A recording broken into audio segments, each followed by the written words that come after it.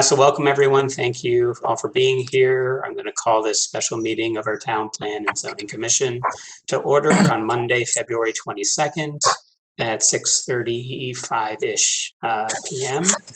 It's Rob Klee. I'm your chair of the Woodbridge Town Plan and Zoning Commission, and other members of the commission that are here with us right now are Yoni Samir, Paul Schatz, Andrew Skolnick, and Jeff Kennedy. And we may have Larry Greenberg joining us hopefully later. We're ably supported tonight, as always, by Chris Sullivan and Pua, as they're here to help with the recording and the record keeping. As we all know, we're operating this hearing remotely under the auspices of the governor's executive orders to prevent the spread of the coronavirus. So we thank you all in advance for your patience with the tech. And I ask you, if you haven't done so already, to please mute yourself and your audio now. So we have our special meeting has a full agenda, but first up, we're going to actually have a public hearing on the application from Mr. Glenn Fernandez for a special exception permit for vehicle sales, rental, service, and repair under section 3.3Y2 of the zoning regulations of Woodbridge for the location of 33 Lucy Street. Then I think, to be efficient, we'll have our work session on that application and hopefully have that wrapped up before 7 p.m. when we're going to have the continuation of our Orchard Road public hearing. Paul, you had a question? Just going to ask you if you wouldn't mind sharing with the public what our timetable is for tonight so everyone can aptly prepare. Yep, so that's what hopefully we will then have our 7 p.m. We're going to start the 2 Orchard Road public hearing, the continuation of that public hearing. The order of that one will be a presentation by the Town of Woodbridge's planning consultant. That will be followed then by questions to the applicant and any of the other participants by our TPC Commission members. So we've been patiently waiting until tonight for that opportunity to start asking questions. We are definitely not going to finish asking our questions though. Larry Greenberg, good to see you. Thanks for joining. You caught me still in the opening spiel, so you didn't miss much of anything. Hi, Rob. So at 7 p.m. we're going to start with our planning consultant, and we, the commission, are going to have the opportunity to ask questions of anyone, applicant, the interveners represented by Attorney Herbst and their consultant, and also our own town consultant.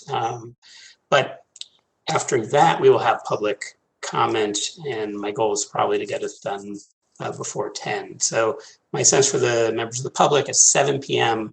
that starts our town's consultant's presentation, and then some questions from our commission members, and then if we have time tonight, opportunity for public comment at that point.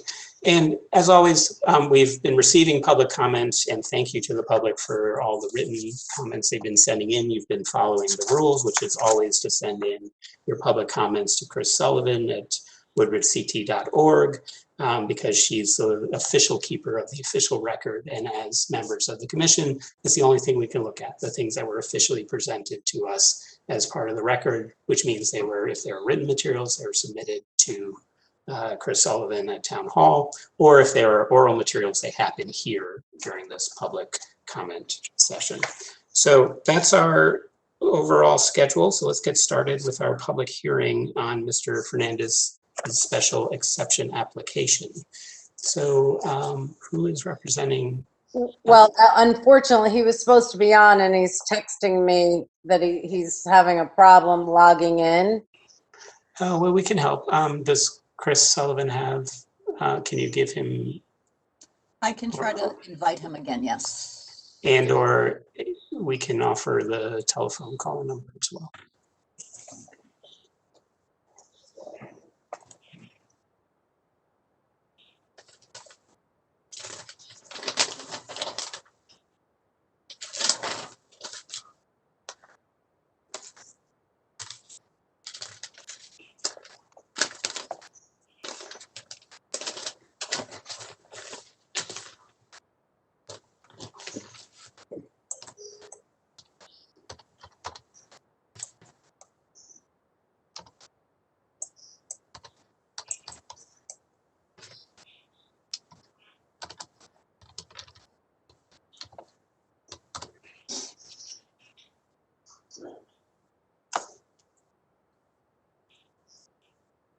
Angela, I just sent him an email again. I just said you were resending. Okay, we'll just pause for a moment. Thanks everyone for your patience.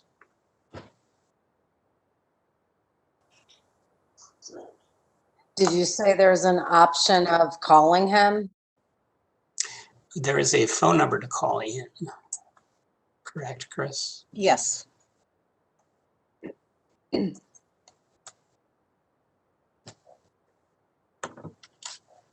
If he needs the phone number, it is 1408. Wait. Call. Although he can't speak calling in. He can, Really? I don't think so. Well, anyway, 1408 418 1408. 418 9388.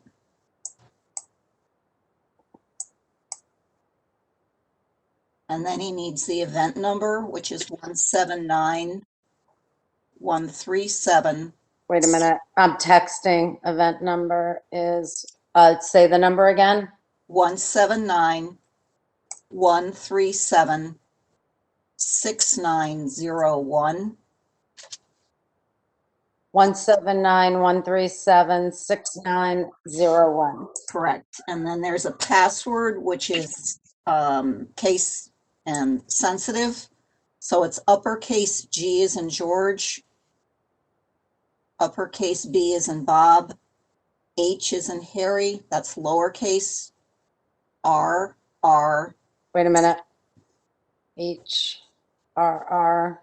Z, capital X, lowercase d, and then the number 447.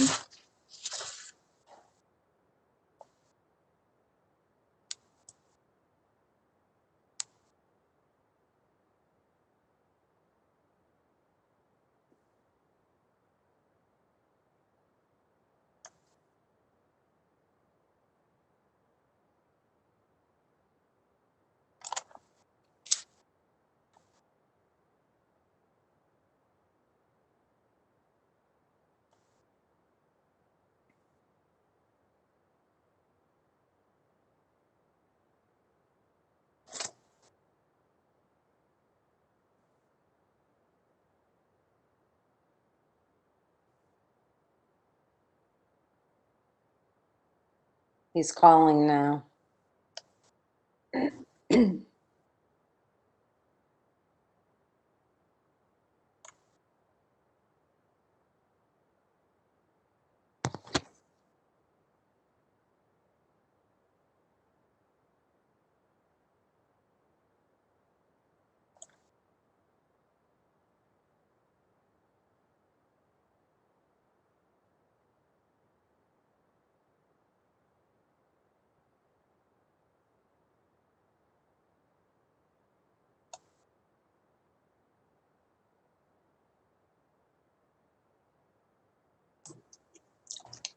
So Angela, if you Yes. get confirmation that he has actually called in, maybe Chris, we can look at the attendee list. I do see a call-in user 3, although I don't know who that is. That's the only one I see, but that's been there for a while.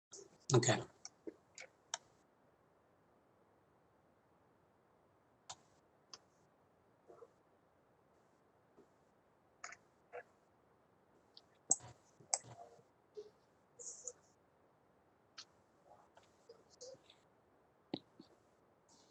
Do we want to start without him? Sure.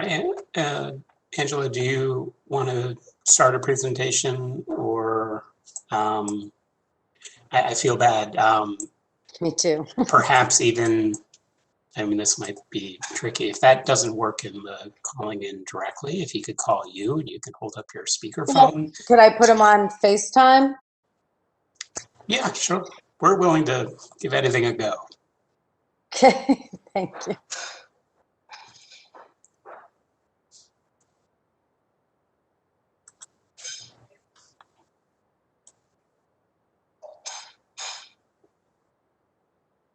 All right.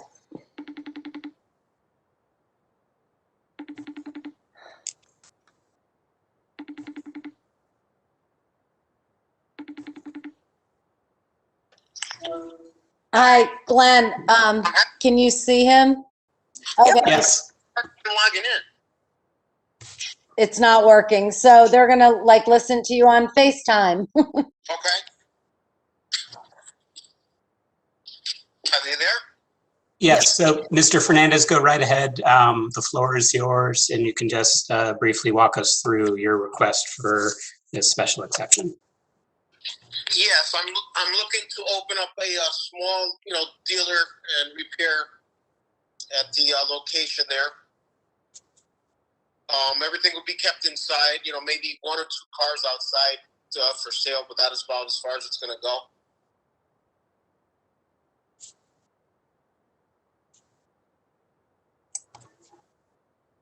Anything else you'd like to share with the commission, or Angela, if you would like to share? Well, Glenn, why don't you tell them that you have a business now? Yes, I have a business right now. I'm established.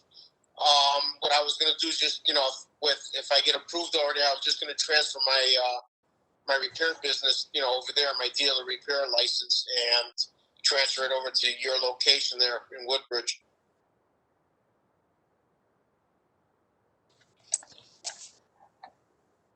Okay, anything further? I can't hear them to do it. Sorry, anything else? Before we go, I think we'll ask if there are any public comments and then we'll move to any questions from the commission. Okay. Great. Angela, anything else from you? No, well, we've been trying to do this for quite a while. Yeah. And, we know that he's established, and he should be telling you that he is able to do trucks as well. And I guess in the location you're in now, you aren't able to he only has 1 bay there, and he's actually turning work down. Correct, yes. Great. Thank you both for that. I will quickly ask if there's anyone in the public who has any public comment that they'd like to add. You'll have up to 3 minutes each for brief statements on the special exception. So in our Zoom land, or whichever, I'm sorry, we're in WebEx, not Zoom, you have to use the raise hand function if you'd like to be recognized. So I will give the public a bit of time, but while I don't see any questions from the public, Chris, do you? No, I do not. So I'm happy to ask the public if you're thinking about a question for Mr. Fernandez, the applicant. Feel free to raise your hand at any time. I'll now move over to our members of the Planning and Zoning Commission if you have any questions of the applicant.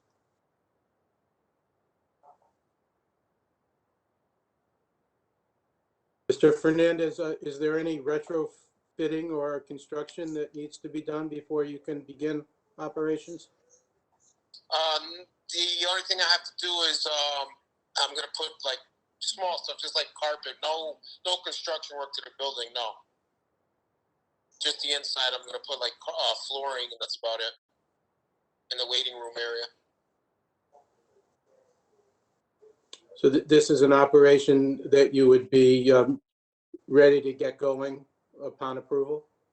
Yes, correct. Thank you, Andrew. Any other questions from the commission members? I do have one. Where are you moving from? I'm in Beacon Falls. Any other questions from commission members? I'm not seeing any other questions from members of the public who are still looking for that little hand button to raise. And I don't see any from the public. So, Mr. Fernandez, any last comments before we close this public hearing? No, I just hope, I could get approval so I could move there. I like the neighborhood. It could be a good, facility to, Great, thank you. And thank you both for being flexible on our tech. That actually did work Yes. pretty nicely to see the two of you. what was going on. I couldn't log on with my laptop, it wouldn't let me do anything. Yeah. We've all been there. So I will officially close the public hearing on Mr. Fernandez's special exception application. And I'll immediately move us into our work session for the commission members to discuss the application before us. And do I have a motion to approve Mr. Fernandez's application for a special exception permit for vehicle sales, rental, service, and repair under section 3.3, capital Y.2 of the zoning regulations of Woodbridge for the location at 33 Lucy Street? So moved. Do I have a second? Second. It's been moved and seconded. Commission members, discussion, comments, reactions? I think it might be a good idea to limit the applicant to 2 outside cars for sale. Instead of getting a whole parking lot out there of cars. So, Larry, question, is there currently no limit in our regulations?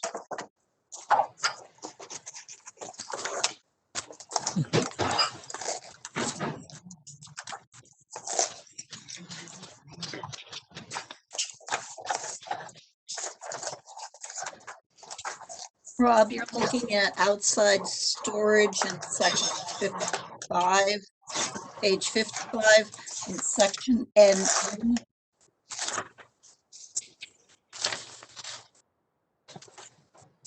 And it just basically says that they can leave the cars outside for 24 hours.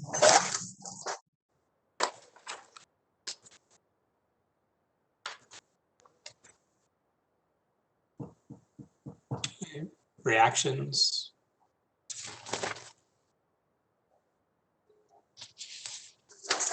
It says you can leave the cars outside for 24 hours, but there's no limit on the number of cars, right? There's no limit, no. It's, And do we have a sense? I forget off the top of my head that the number of parking spots in the lot in front of the parcel, or that's with the parcel. I think it's. I just can't remember off the top of my head. Is anyone?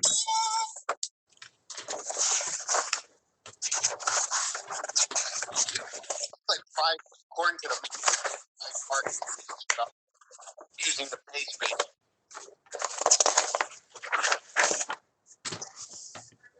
I couldn't really hear. I couldn't really hear that. I'm sorry. He said according to the base, there's 5 parking spots. In front of the office, like, yeah. Not using the bay entrances or nothing. okay, wait a minute. Hearing is closed. There's unfortunately no discussion from the applicant, but you do have in your packet the parking, which shows 4 diagonal adjacent to Lucy Street, and then 1 or 2 facing the neighbor to the west, and then there's the 3 bays going in. Correct.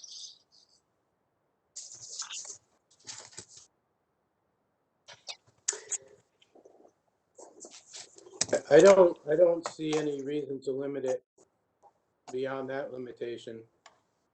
Insofar as there's an auto repair facility right down the street that has many more cars than that parked outside. I agree. I agree. Paul, any opinion? No, I concur. Yeah, I concur as well, Larry.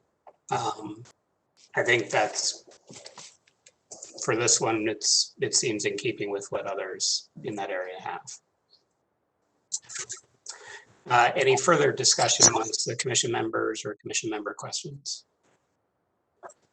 We should just note that Jeff is seated as a voting member this evening. Oh, welcome aboard, Jeff. Thank you. Any further discussion? I'm hearing none or seeing none. Should we have a vote on the motion as presented? All in favor, say aye. Aye. Any opposed? Any abstentions?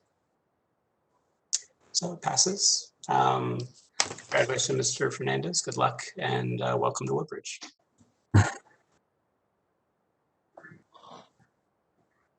And we can't hear you if you're trying to speak. You may be muted. You are muted, Angela. Sorry. Angela, you are muted. Not your phone was muted. Can you hear me? We can now, yes. He said thank you. Yes. Thank you and good luck and welcome to Woodbridge. And thank you for managing through our technical difficulties. So I will, before we go on to Orchard Road, we have 5 minutes. And before we go into a brief recess, we're in our work session, right, Chris? Yes. So I wanted to share with the members of the commission some can't- news. Rob, you can't I can't. discuss anything other than what's on the agenda. Can I talk about Kathleen or no? No, Really? because it's not on the agenda. Sorry. In the work session, you can't? No, because it's a special meeting and the only thing you can discuss is what's listed on the agenda. Sorry. Chris, can I have a glass of water? Is that okay? I think, Rob, at the conclusion of the evening, when the final portion Okay. is ended, you can certainly have that discussion. Okay, we can have that discussion, I guess, at the end of the evening. Okay. And we'll also have some things we have to talk about and probably put on the agenda for March 1st. So we'll do that later. So if anyone wants to take a 4-minute break, please do. We'll be back here at 7 o'clock.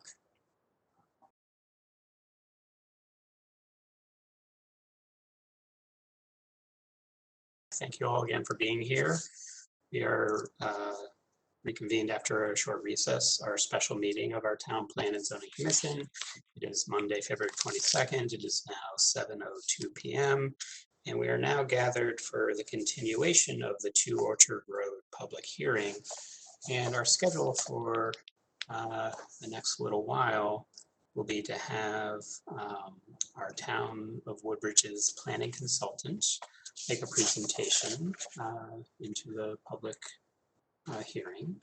And at the conclusion of that, our very patient town commission members will have the opportunity to ask questions of anyone, the applicant, the other participants, Attorney Herbst and Attorney Herbst's consultant, or also our own town consultant as well.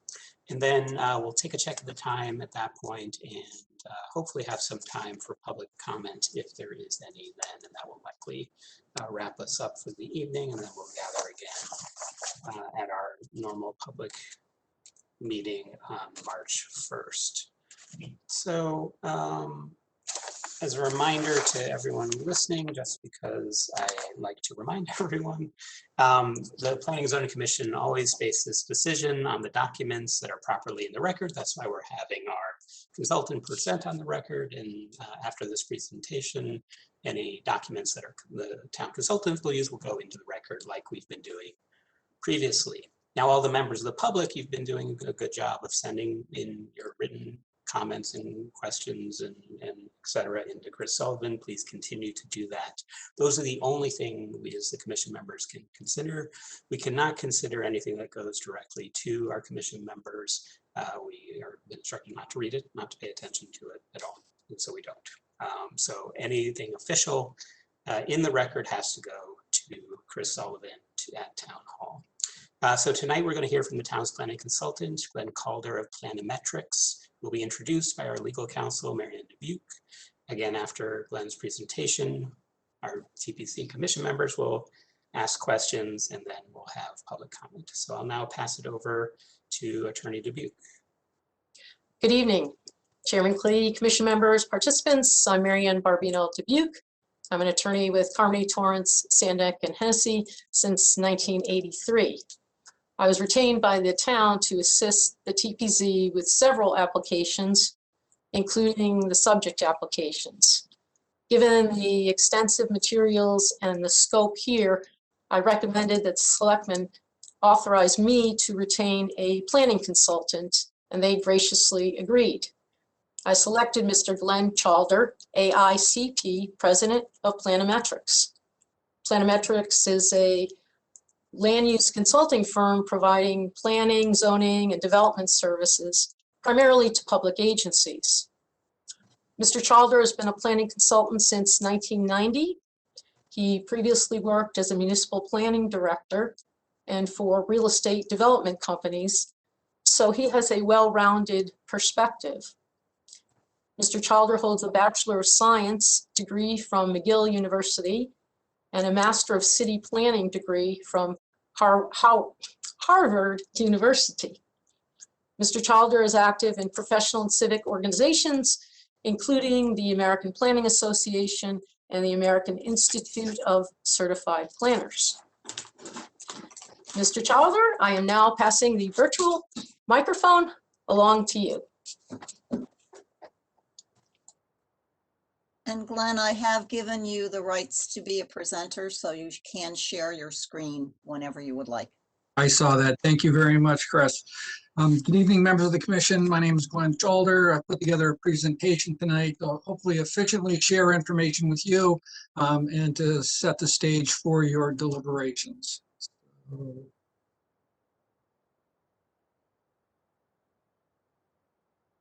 going to figure out, there it is right there.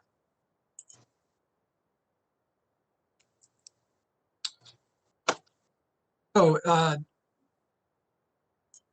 there we go. So this is an overview of the application to amend the zoning regulations in the POCD with regard to multifamily and affordable housing. As Marianne indicated, I've been an AICP certified planner for almost 40 years, and basically my work primarily with municipalities is focusing on plans of conservation and development and land use regulations. As Marianne indicated, I was retained to evaluate the application by Carmody, Torrance, Sandeck, and Hennessy. I reviewed all the meeting materials, the hearings on YouTube, all the submittals in the record, all the reports that have been submitted. So I think I'm familiar with the application at this point. Let me start off by saying, as others have before me, I'm not familiar with what Woodbridge did or did not do in the past. And I recognize that zoning is a tool that has been used to discriminate racially and economically in the past. I also recognize that the zoning can be an effective tool for guiding change, the types of change we want in our communities. And zoning regulations can balance a wide variety of issues, including housing, community, and the environment. However, in its current form, this does not appear to be that regulation. So let me start off a little bit and talk about balance and what I mean by balance.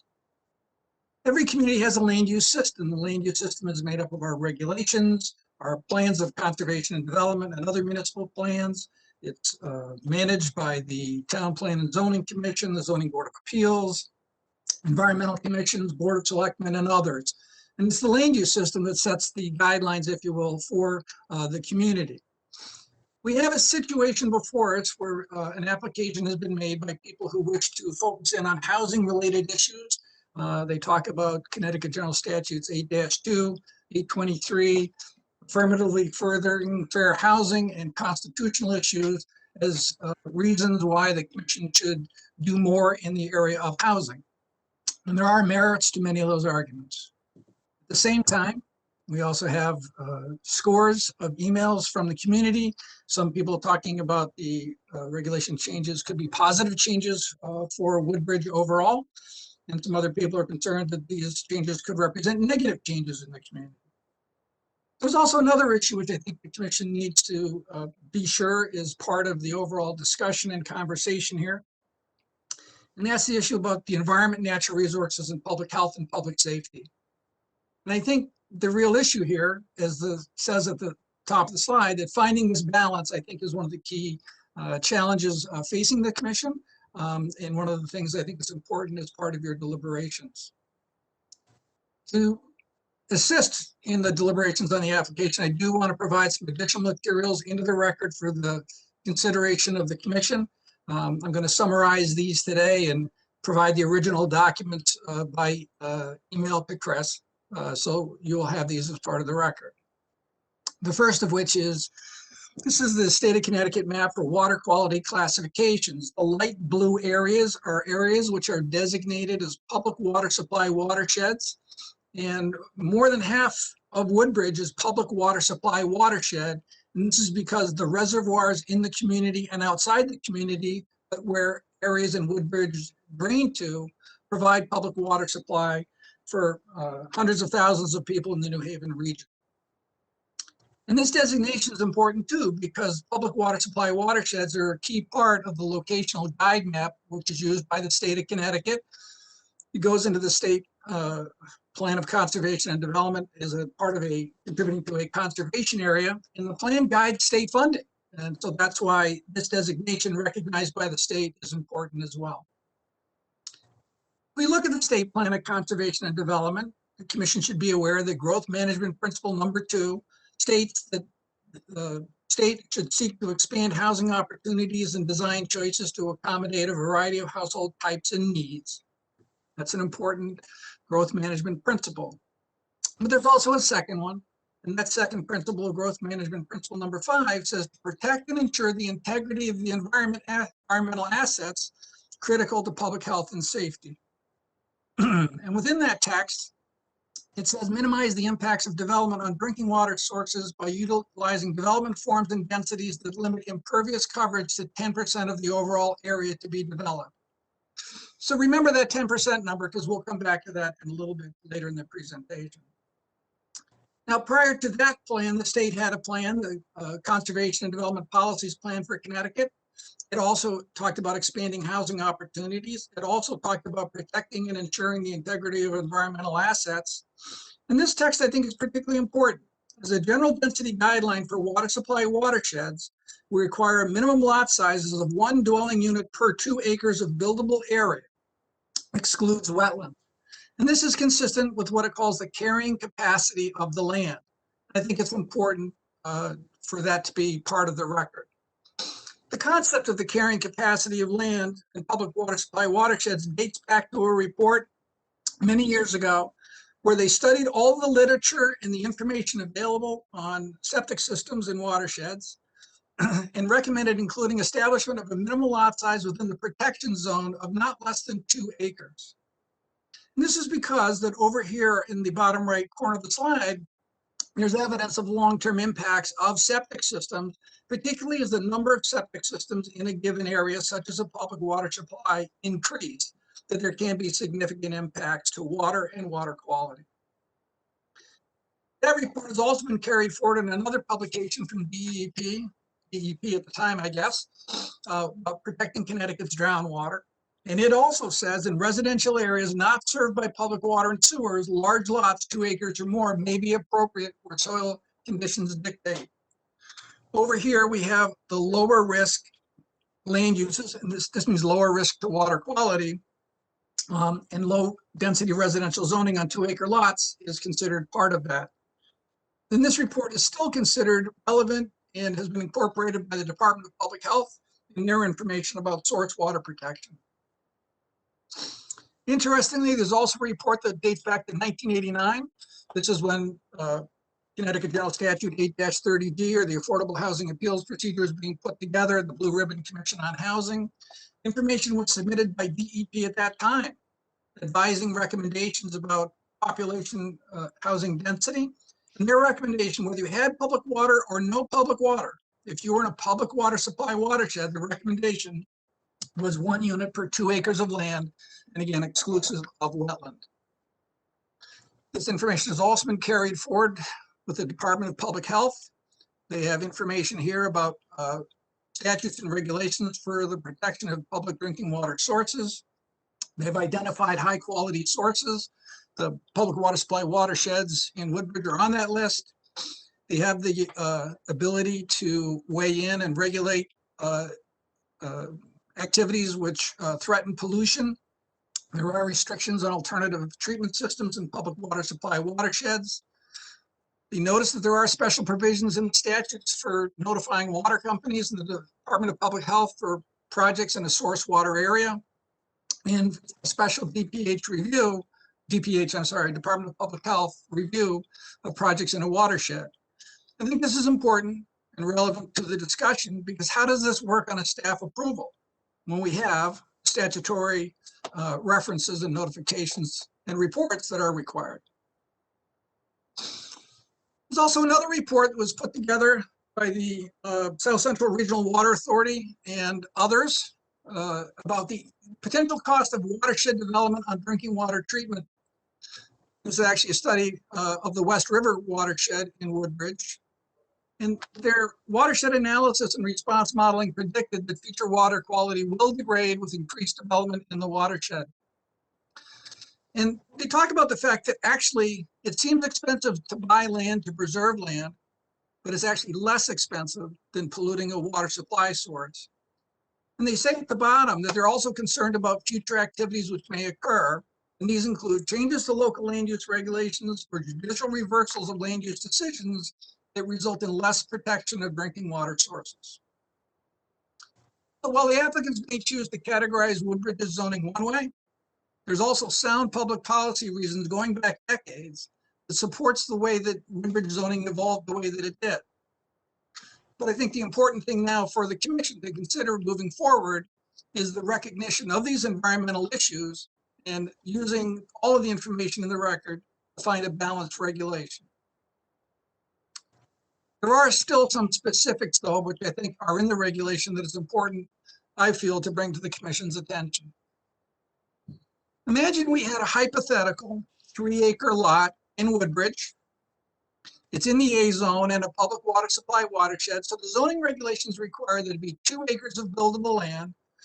On this hypothetical lot, I've laid out an area of about a little less than an acre of wetlands and water courses, contiguous buildable land of 87,000 square feet, and a little bit of non-contiguous land over here. But this is a complying lot in the zoning district. When the setbacks are applied, 75 feet on the front, 25 on each side, and 25 in the back, we end up with a buildable area of about 55,000 square feet. With the 15% maximum building coverage limitation, this actually allows for coverage of 19,600 square feet on this lot. Now, it might be surprising the commission to know that the average coverage in Woodbridge in the A zone is 3,348 square feet. That's all the buildings, garages, sheds, and porches, all summed up and divided by the number of lots. That's what it is. And the applicant's proposal shows a building of 2,412 square feet. What I want to draw your attention back to is, in fact, that the maximum regulation, which they continue to talk about coverage and regulating by coverage because of the coverage that Woodbridge allows, actually allows 19,600 square feet of coverage. And if that coverage is made into a 2-story building, it's about 39,000 square feet. And if it has a half-story on the top, as the regulations allow, it could actually be a building of almost 49,000 square feet. And so if you take the average floor area that the applicant submitted with their application of about 1,060 square feet and put that into a 39,000 square foot building, you actually get in a 36-unit building. And on a 3-acre lot, that results in a density of 12 units per acre in a public water supply watershed. And if the units were smaller or a 2.5-story building was built, there could be even more units possible under the regulation that's been proposed. And then when you add on the parking area and other facilities that would be required for this, you get impervious coverage of 44,000, almost 45,000 square feet, and over 34% of impervious coverage. Now, as I mentioned to you before, that 10% number, which is in the state plan, is where water quality impacts occur when impervious coverage exceeds 10%, and severe water quality impacts occur when impervious coverage exceeds 30%. Some astute observers may recognize these 2 names right here. This is Chet Arnold and Jim Gibbons.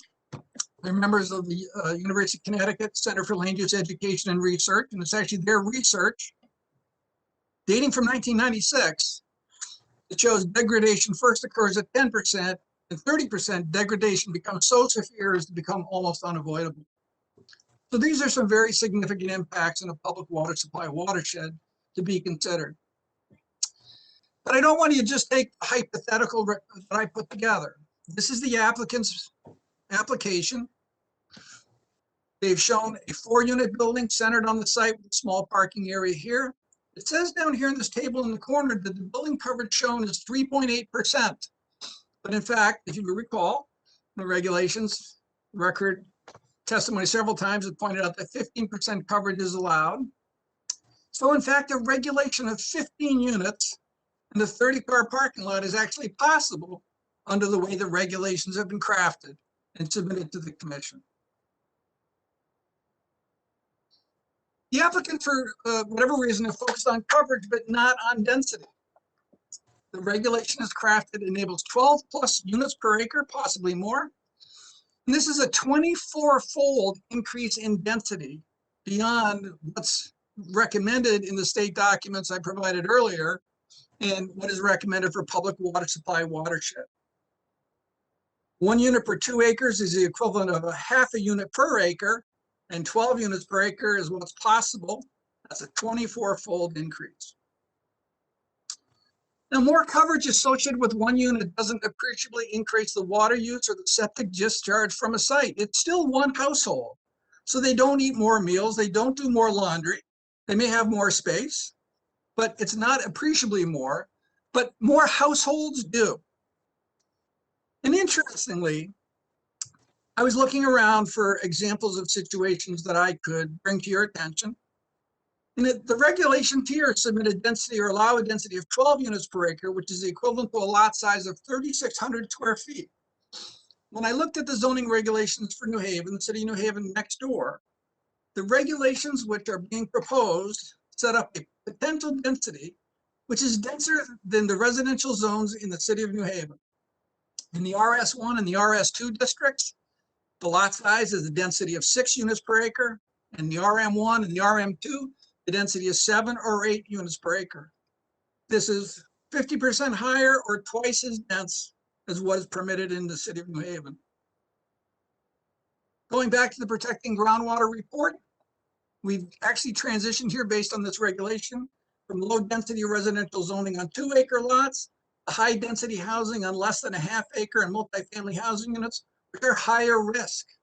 And I think this needs to be considered in terms of its possible impact.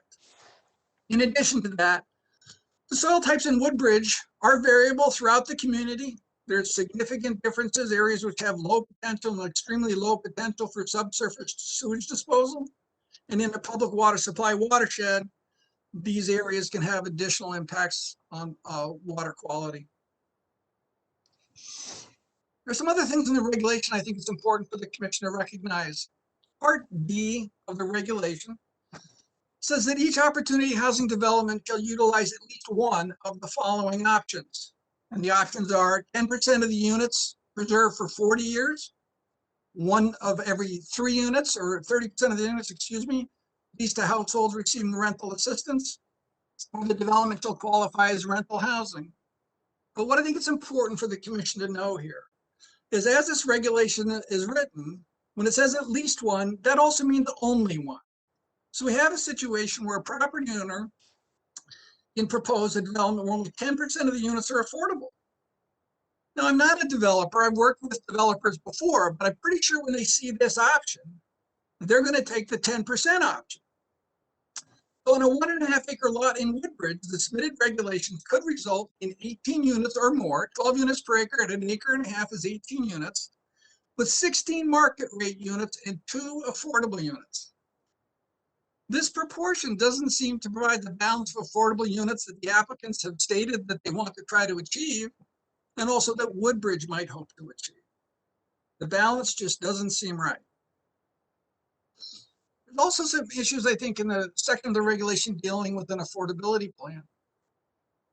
An affordability plan is a sometimes forgotten element of an affordable housing application, but it's actually the owner's guide. It's the rule book, how the affordability is going to be administered over time.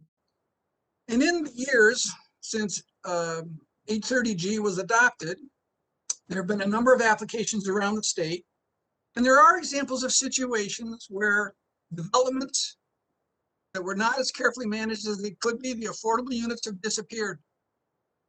They're either sold or rented at prices which don't meet the eligibility criteria, or to households that don't meet the eligibility criteria. So the affordability plan needs to be carefully constructed. So when we have a situation where an affordability plan comes in, who's going to review that? It's not something which generally falls within the normal duties of staff. So if we have an affordability plan, I've seen affordability plans that are managed by the building company's receptionist. They really aren't familiar with what it takes to qualify somebody for one of these units and make sure that that unit is available for them over the time period. So an affordability plan that doesn't work doesn't benefit the occupants, it doesn't benefit the owners, and it doesn't benefit the town either. We need to make sure that administrators are qualified. We need to make sure that sales prices and rents are always calculated correctly. We need to make sure that marking is in accordance with state and federal requirements, so we're getting to the people that really should be occupying these sorts of units. And so I think the absence of an affordability plan really is a critical issue for the commission to think about and ask questions about. Another thing I wanted to bring to your attention is the concept of an affordability term. Regulations as they're currently crafted say that the deed restriction shall be in place for at least 40 years. And that's also what the statute said. But at least one community in Connecticut provides that deed restriction shall be in place for the life of the development, and Woodbridge could, or perhaps should, consider doing the same thing. If we're going to get affordable housing units for 40 years and then disappear, that means that we're falling behind again in terms of the number of affordable housing units in Woodbridge. And I think it would be in Woodbridge's best interest to find ways to get affordable units for the long term, and not necessarily fall off the list after 40 years. I think there's some other additional issues in the regulation. I think there's some language in the rounding section that talks about when a fractional requirement, whether it's rounded up or rounded down, it's not clear. But I think it should be abundantly clear in the regulation that if there's any fractional residual, it rounds up to the next highest whole unit. There's a provision in the regulation that talks about the sequence or location of a unit. And it says, hey, if we try our hardest for 2 months to rent this unit, but we can't find somebody who qualifies, we'll just rent it to the next person who comes along and try to catch up later. And that doesn't work when we have a 2, 3, or 4 unit development. There may not be another unit that comes available for years. And the issue would be if it's an affordable unit, it should be rented for the people who need affordable housing. And it shouldn't be a matter of convenience as to who gets to occupy, because we couldn't get it rented after 2 months. If the need is as great as is claimed, then there should be no problem occupying those units. There's also an indication that the units can be moved around in the complex. And this is one of the things that creates a problem in terms of maintaining, managing, and enforcing as to where the affordable units are. So I think the situations that work best is the units are defined. Those are the units which are affordable, and they should be specified as part of the approval. I think there can and should be additional information about a building exterior and comparability of the units. There's some information in there today about roof types and wall offsets. There's really very little provision made for refuge areas or parking area screening or other types of issues that might be a concern in this type of situation. There's no indication whether the comparability includes important things like insulation or HVAC equipment or appliances. The portable units get sold with nothing in them, or rented with nothing in them. And again, a number of things with regard to the issuance of a zoning permit goes beyond the normal statutory responsibilities. And I think there are some additional issues in the regulations, but I think these are the major ones. There's also a second application that's been submitted to the commission. This is for the Plan of Conservation and Development. I think the amendments that's submitted have some issues that should probably be addressed. The applicants indicated, I think, back in the November meeting that they weren't as concerned about the POCD amendment as the zoning amendments. And I think that's good because the language is really not well thought out at all. There are A future land use plan, which shows areas of town where different land use strategies are to be employed. There is a legend which identifies what these colors mean. And the applicants have used the description of these legend categories to apply to things other than the designated color. So it's a very confusing situation. It's meant to be a summary of the policies earlier in the plan. And so since the amendments don't actually relate to the map, which is what they're supposed to do, I would urge the commission not to adopt this in its current form. So in summary, I think zoning can be an effective tool for guiding change. Zoning regulations can balance the issues which the commission is facing right now in terms of housing, community, and public health and public safety. I think it's important that we do that. Planners and zoners must work within the law, and a recent Connecticut case found that the goal of providing for affordable housing was not intended to allow every development at the cost of damaging natural resources. Sometimes a different type or less intensive use of land is demanded.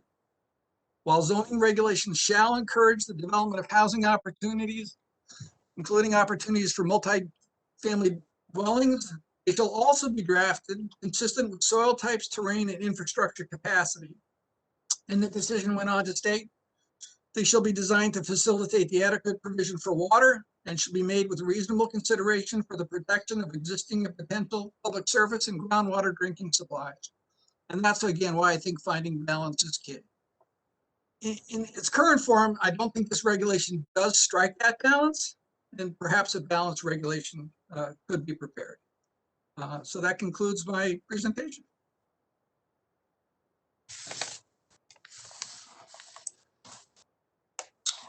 Great. Thank you, Mr. Chalder. And Chris, let's pause for a moment to give you the opportunity to bring all the other folks into the main part of the WebEx.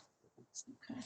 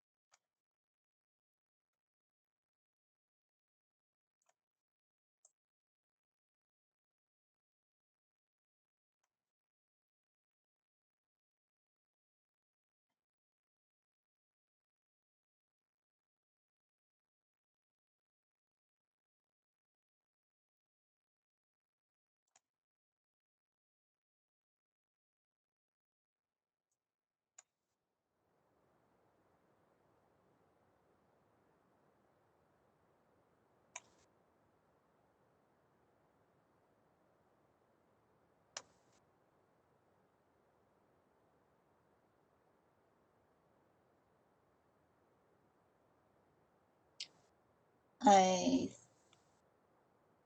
think I've got everybody in that's spoken. Oh, wait a minute. I'm here.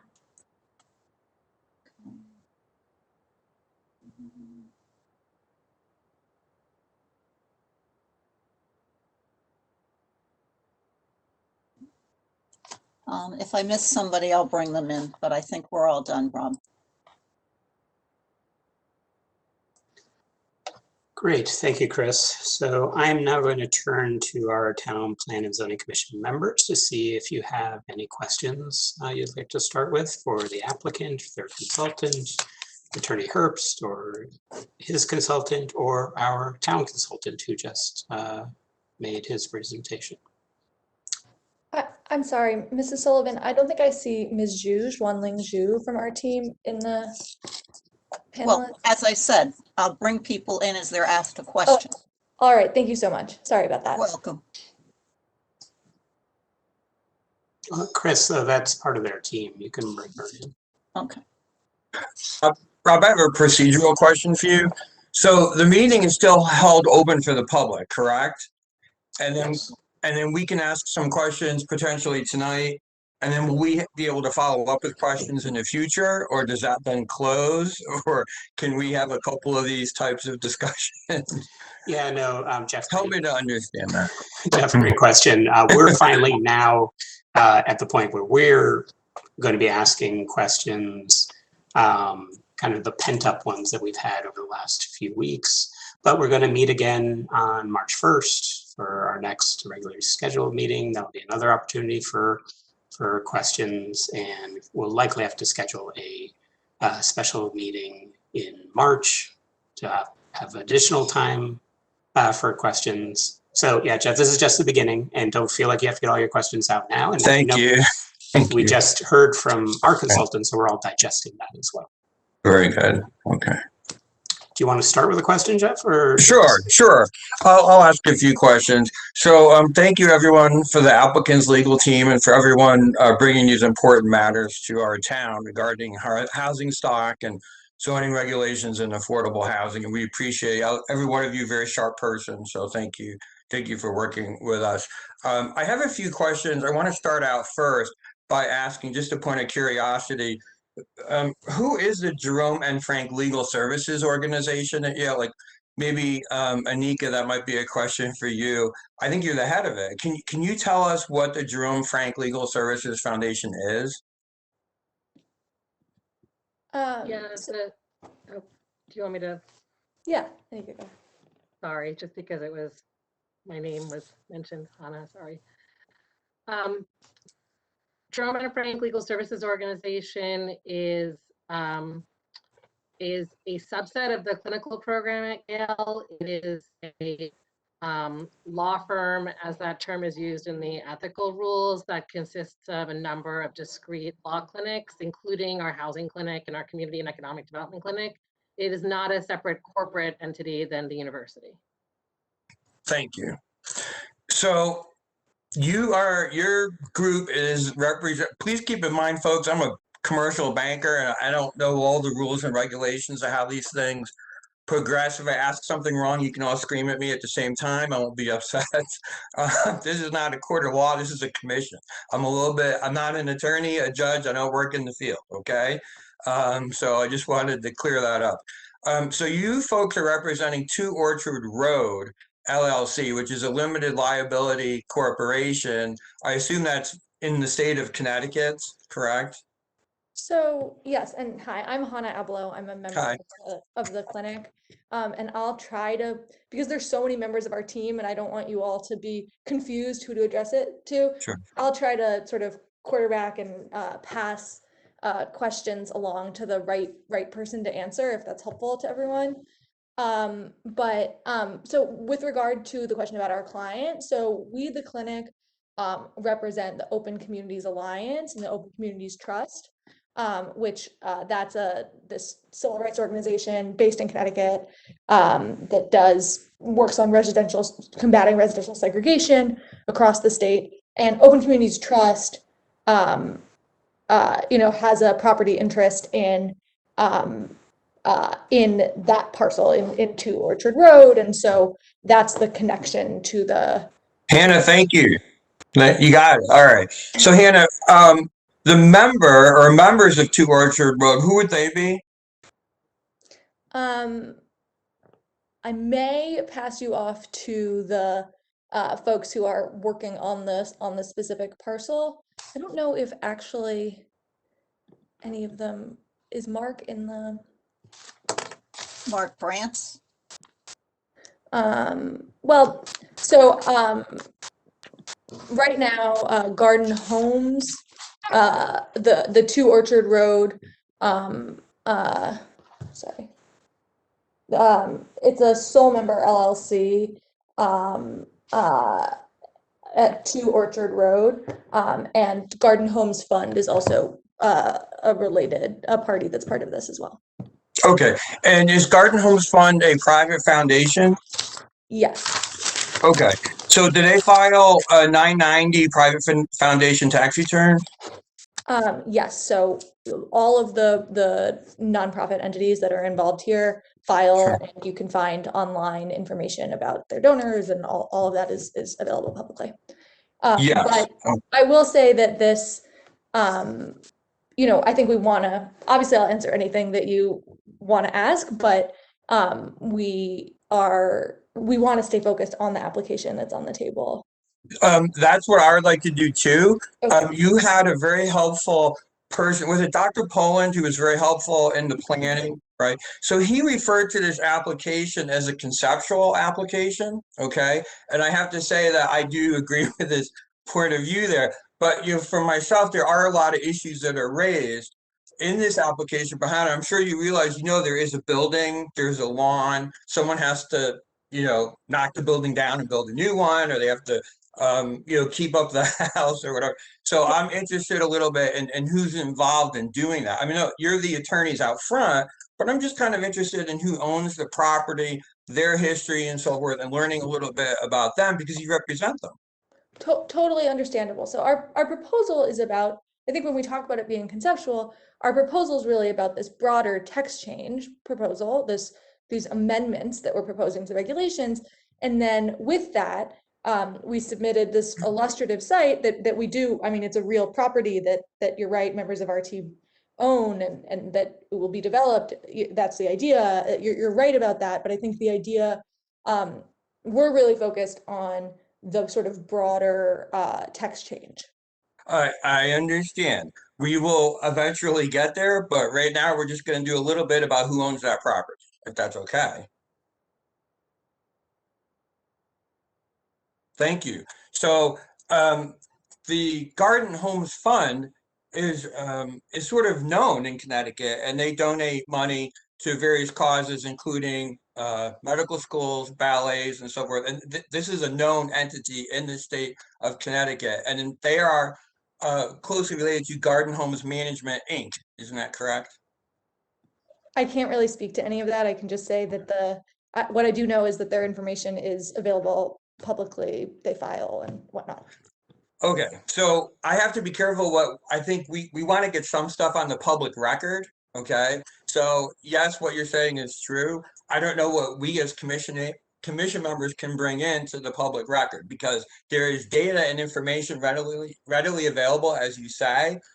They file a 990 tax return. It's filed with the state. Anybody can go and look at it. Like you could just Google it and get it from the Secretary of State of Connecticut. So this is like on the record throughout the whole world, but I don't know if it's on our record here. And I would just like to try to get it on our record. So that, Marianne, can you want to speak to that? That's my attorney who's raising her hand. I certainly do. So commission members aren't allowed to do their own research, nor is anybody connected with the application in terms of everything needs to be in the record. So if the applicant chooses to submit this information for the record, it's considered. If the applicant doesn't choose to submit this information, then it's information that doesn't get considered. So the only purpose that the questions that you asked so far, I thought were appropriate because it is important to know who some of the principals are in terms of assessing if there's any potential conflicts of interest, so that kind of thing. But to the extent that there are other, there's other information that's publicly available, that's not something that the TPZ should be considering. It needs to be in the record. Either the public can put it in the record, I suppose, Sure. if there's public comments, but Yeah. commission members, you're not to do any of your own research. You're not to consider anything that is not in the record. That's why Mariana wanted to clarify Hannah's statements. I mean, she's telling me it's out there, anybody can find it, okay? But I don't know if we can, if I could do that. I guess I can't, right? But she's saying it's out there. I'm like, okay, fine. So I'll take that point and I'll go to my next point, okay?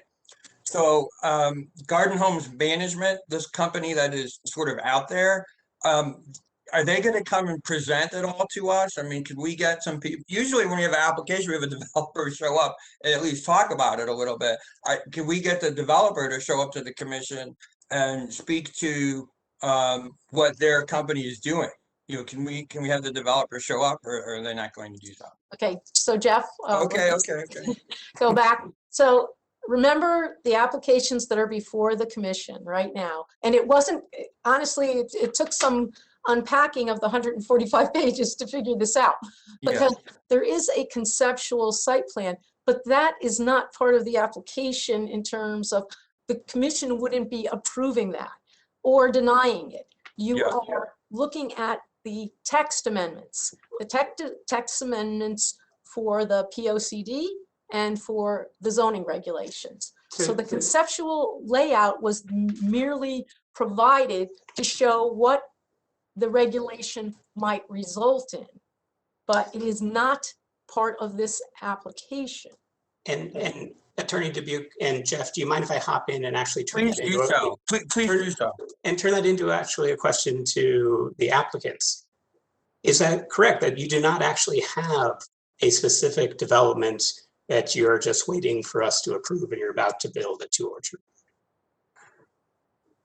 I wouldn't say that that's not how I would put it, because we actually think of this as like a real proposal that's actionable, and that we intentionally crafted the regulation in such a way that it would be something that a small builder would be able to build, and that would be a feasible type of thing to develop. And that's why we had Tony DeNorfio spoke in the first presentation. So there is a real property. We have a property interest, and there is someone ready to build this. That said, our focus today is on the text change, the proposed amendments to both the zoning regulation and the POCD. I should mention one other thing. So because of the text amendments, the proposal that the applicants have included as a conceptual illustrative plan would not come back to the commission. That would, if the regulations were adopted as is, it would be a zoning permit process. So that's probably the distinction that we haven't quite made so clearly for everyone to understand. So I'm just going to repeat it.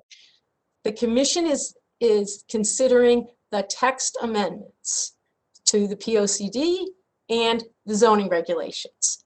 That's the application here.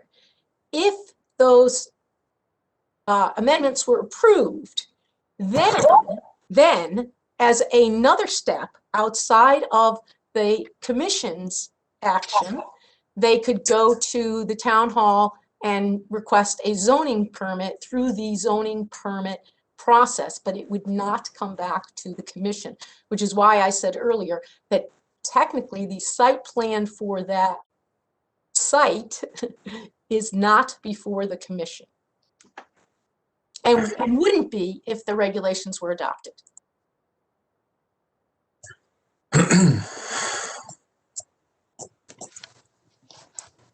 Jeff, would you like to continue, or would you like to? You know, I'm going to let some other people speak. I mean, look, here, Mr. Commissioner, here's the issue, Mr. Chairman, okay? There is a house, there is a location. It's like the applicants want to have it both ways, because there's a physical house, a physical location, a place to park a car, a lawn that needs to be mowed. But I get what Mary Ann is saying, and I understand the conceptual side of this, but it's a little odd. I mean, there is 2 Orchard Lane, there's a physical place. Somebody owns it, someone wants to develop it, someone wants to do something to it, and we have to change our zoning laws in order to do that. But there is something there. I mean, it's not all just theory. This is not theoretical discussion. You know, there's other buildings next to it, right? So that was kind of the point I was getting to, and I wanted to find out a little bit about the actual developer that's involved in this. I think that's germane. I don't think it's bad to ask about it. But I think for now, what I'll do is just be quiet and let other people ask questions. And thank you, each of you, very much as I think about this further. Thank you very much. Thank you, Jeff. I see Yoni's hand up, and then we'll go Yoni, then Paul next. Hi, good evening, everyone.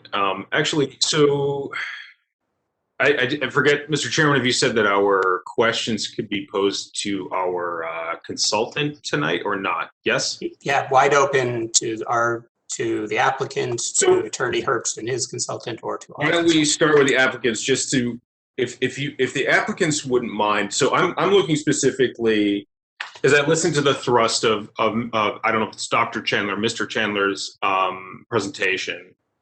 was, if I were to summarize it, would be that as proposed, the change would have a detrimental impact on the watershed, water supply, because of what could be under the proposal. What could be, not what, as Mr. Kennedy pointed out, not what is sort of tangibly being proposed, but rather what could be, right?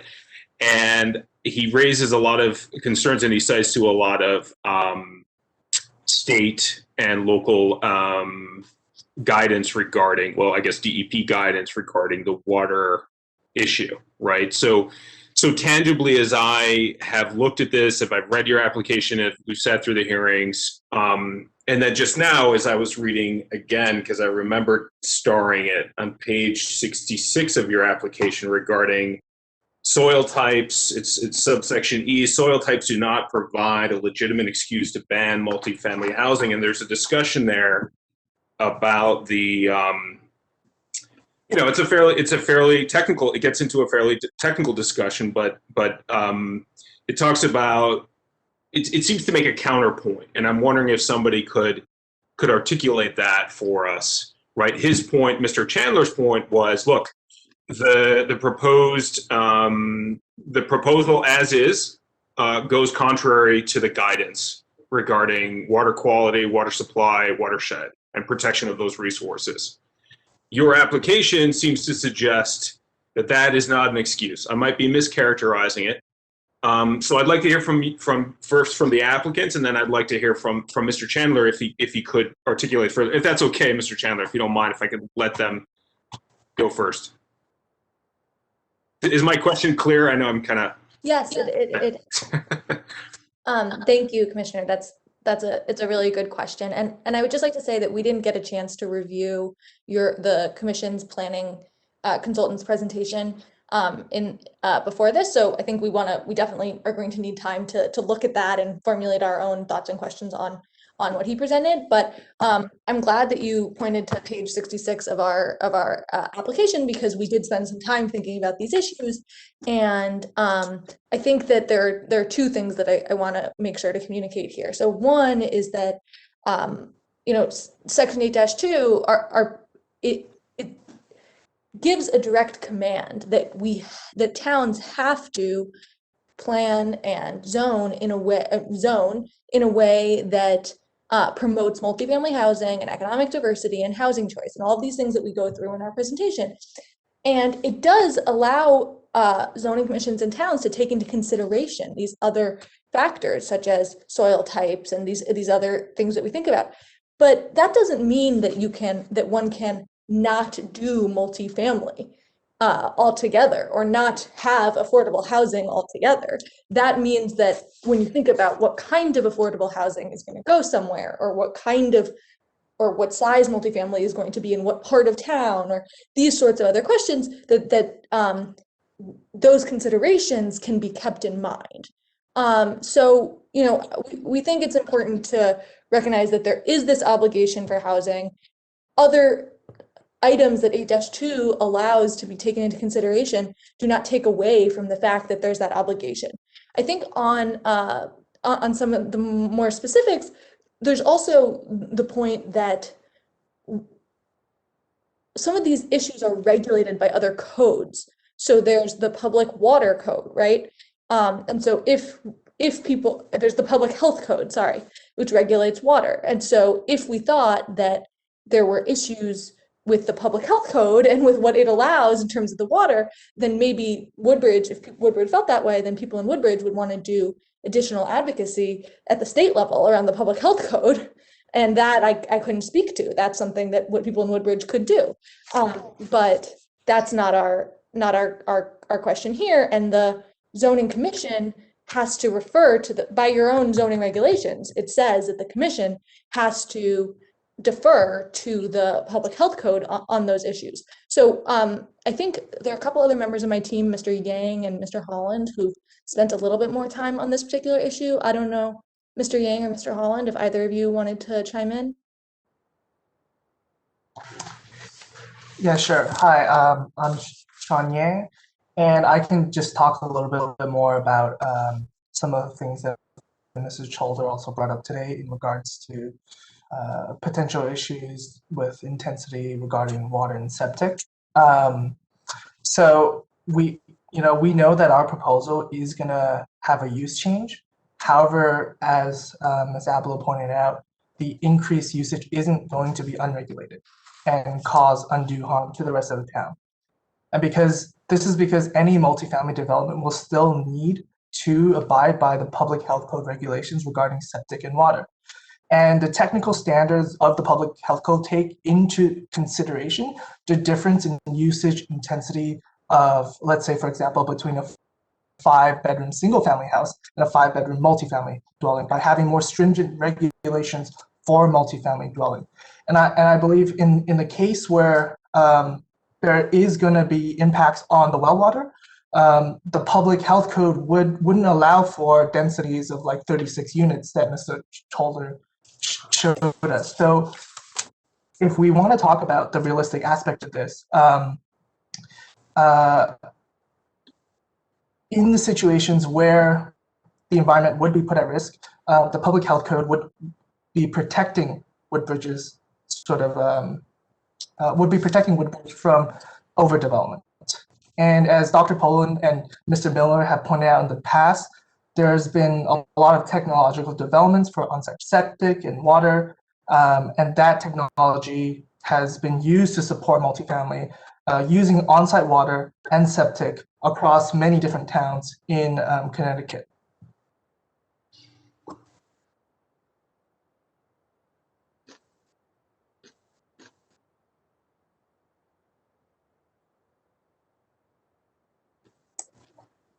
Did you cut out, or was there something? Was there? What should I? Is there? Nope. It sounds like looks like Miss Ablow's. Mr. Yang, one thing I heard you say was that it sounded like you were suggesting that Mr. Chalder's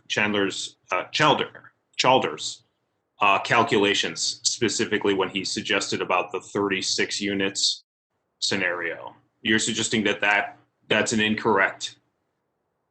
That he's got his calculation correct. Did I hear you correctly, or was I misunderstanding? I think my point was that in the case where overdevelopment would negatively impact the environment, the Department of Public Health would actually regulate for that. So let's say the example that Mr. Chalder brought forward with the 36 units on a 3-acre lot was above like a well water site, and the public health code, upon reviewing sort of the proposal, deems that it's going to negatively impact the environment. At that state level, they would deny the proposal. So Woodbridge wouldn't be actually at risk. And we've seen these kind of developments, like I said, across Connecticut. There's a new apartment complex in Old Saybrook near the train station that went up that's using on-site septic. On Route 207 in Lebanon, across from the high school, there's a 6-unit apartment building using on-site septic, on-site well. There's the Perry Hill apartments in Ashford, the Ivy Woods apartments in Toland. So like the list goes on. And the point is that on-site septic and water for multifamily isn't something that's radical or new.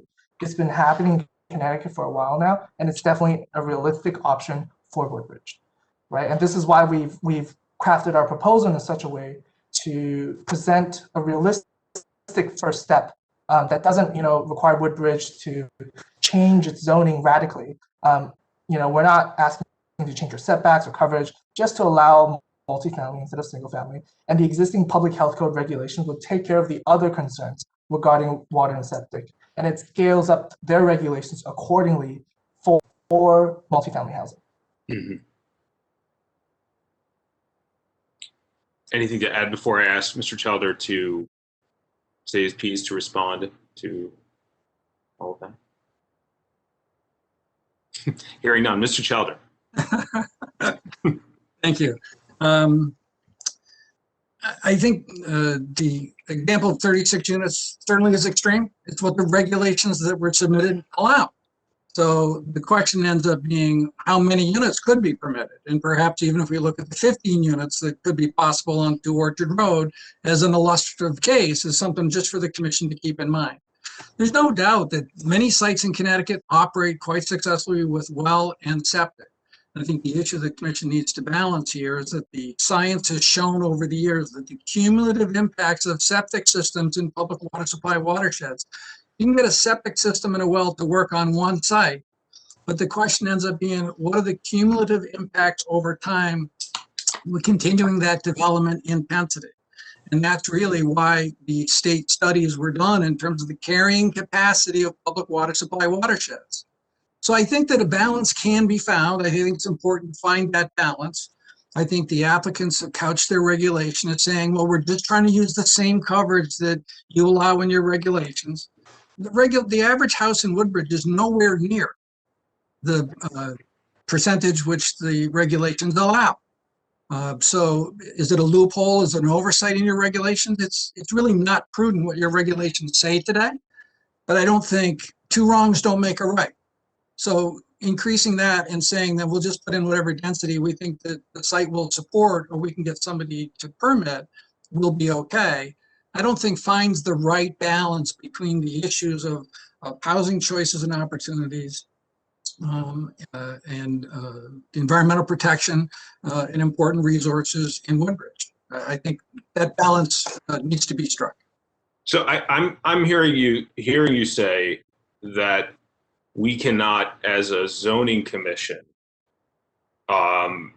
we cannot rely on DPH, on the Department of Public Health, to look at a potential application. Should this change, let's say this change were to be adopted, essentially the way it's being proposed, we can't shrug it off and say, well, don't worry, because DPH won't allow for some monstrosity. That could occur if a developer was crafty enough, is what you're suggesting. I'm not an expert on septic permitting. I do know that there are different levels of septic permitting. Certain gallons per day of septic permits go to the health district. Certain capacity of septic systems go to the Department of Public Health, and certain go to DEP. I also believe there's a bill in the legislature this year to change those standards around again. So when the commission relies on a staff approval or permit, those issues are going to be dealt with in that way. And I'm not suggesting that any of those people don't do their jobs very well. They're committed to public health, safety, and welfare as we all are. I think the issue is an on-site permit versus the cumulative impacts in the watershed. It's something the commission should be aware of with regard to these histories and studies of carrying capacity. It's not site by site. It's the issue of the cumulative impact, and particularly the study that was done by the Water Authority and the cost implications of what happens in that scenario. So I'm not suggesting that something can't be done. I'm just saying to the commission that I didn't think these information was in the record, and I thought it needed to be. Commissioner, if we could chime back in, also not septic experts, but we did spend some time thinking about the septic and sewage issues at hand. And so I think Mr. Holland from our team could give a little more color there. Sure. So just from a planning perspective as well, the reason the town is currently using septic systems and wells is because it's simply not built out its sewage system and its water system. With the change in the POCD and a refocus towards affordable housing, the town can solve many of these issues by expanding this infrastructure in the future. I think we're talking about what exists right now when we should be looking towards the future just a little bit. I appreciate that sentiment. Maybe we can get some. Okay. Well, I might have a few more questions later, but why don't I yield the floor to Mr. Chairman? I feel like I'm hopping the ground here. That's fine. I think Paul Katz, you're up next. Sure. I've got a bunch, but I got to figure out how to read my own bad handwriting. So my first one is kind of a big picture question. I guess it's for Ms. Abelo. Are you and your team communicating during our hearings?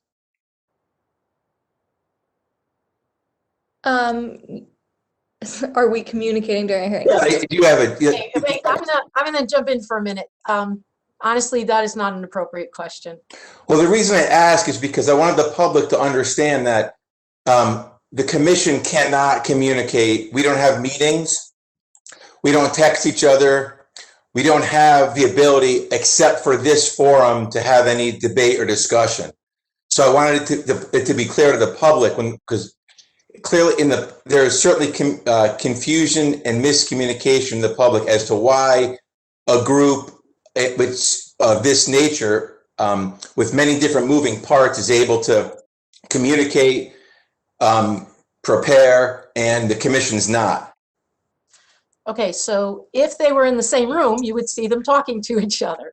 And that's, again, that's certainly their right. And generally speaking, when you have a commission meeting, the commission members do not speak amongst themselves. They usually speak openly because open meetings, transparency, that's what's required under freedom of information.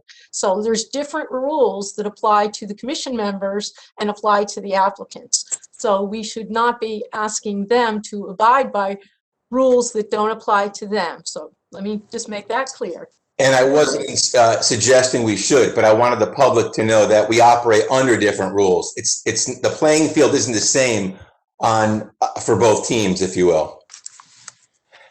Next question is, can you tell me, in the Connecticut statutes, is the 10%, and I'm farther from a lawyer than Jeff Kennedy is, but is the 10% statute, what number you quoted for affordable housing, a mandate or a goal?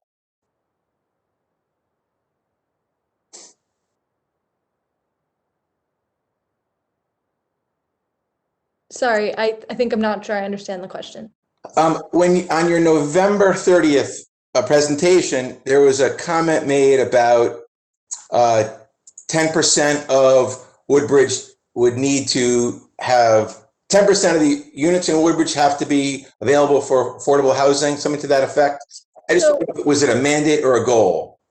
So I think there might be I know there are a ton of different parts to this at play, and so I think there is in Connecticut a statute 830G that has a percentage attached to it. That's not what we've been talking about. We have percentages in the proposed regulation that would be that are like for on a per development basis for how much affordability there would be, or what percentage of units have to be affordable.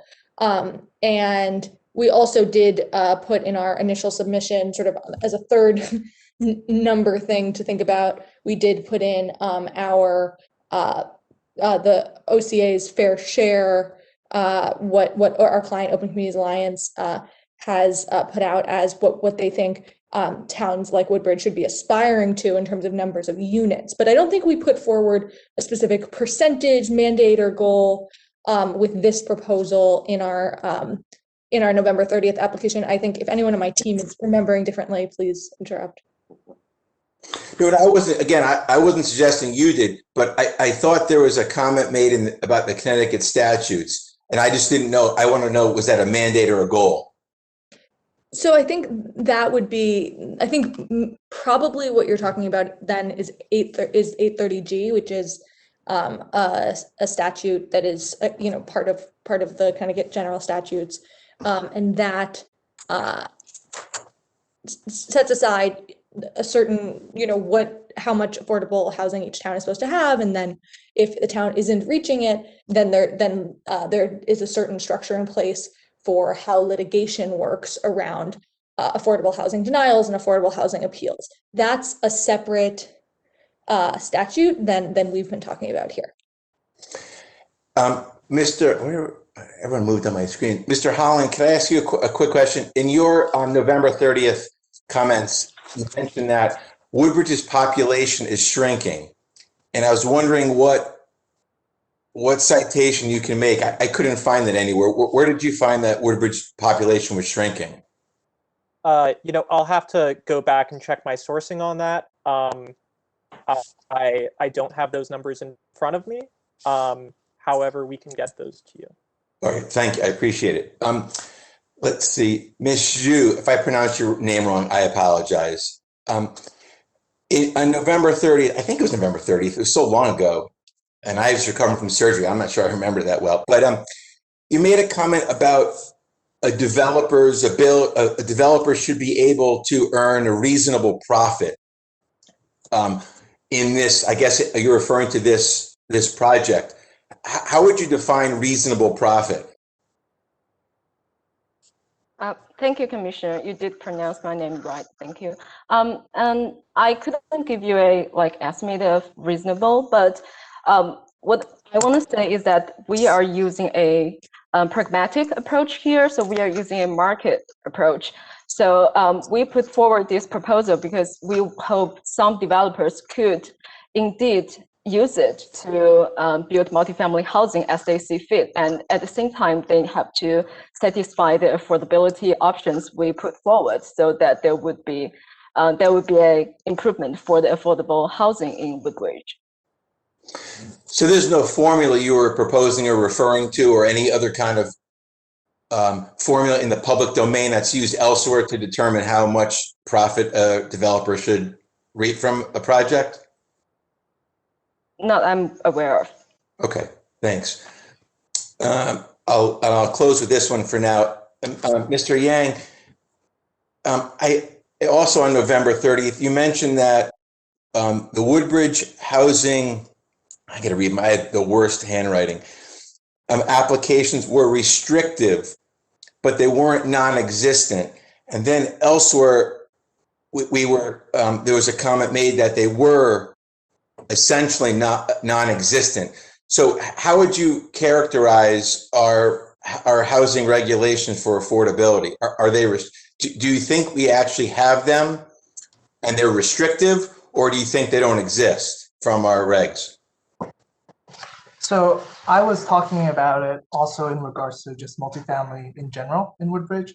And if you look at Woodbridge's own regulations, if you look at table 3.1, the regulations themselves explicitly say that no zones permit multifamily housing. Woodbridge appears to make exceptions to their ban on multifamily housing, but these exceptions only just prove the rule. And in my presentation, I've explained this, but I can summarize it again.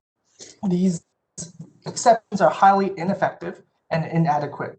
You have zones T3C and T3D where duplexes are permitted, but they only account for 0.2% of the town's total land area. You have the Gba zone, which is even smaller, and it contemplates small upstairs apartments, but only by special exception. And even if such a special exception were to be granted for one of the few sites in the Gba zone where it's reasonable to accommodate upstairs apartments, those units are only limited to 650 square feet, which clearly isn't meant to accommodate a wider range of families, including families with children. And the last item is the affordable housing district, and that is essentially unusable due to its extremely restrictive zoning, and it's coupled with its out-of-date regulations. It hasn't been used since its enactment 25 years ago. It's never been used before. So you have a few dozen duplexes, non-existent kind of hypothetical young professional housing in the GBA, and a never used affordable housing district. And I guess what we're trying to say that this is nowhere near sufficient to meet Woodbridge's obligations to provide affordable and multifamily housing under 8-2. And I mean, follow up with one question. You commented on table 3.4 that it was missing all kinds of labels. 3.1.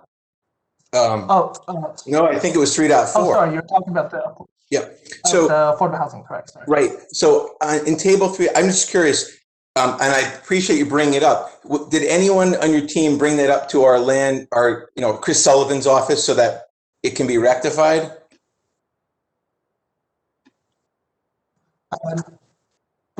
Not before the presentation. Okay. Not that I'm aware of.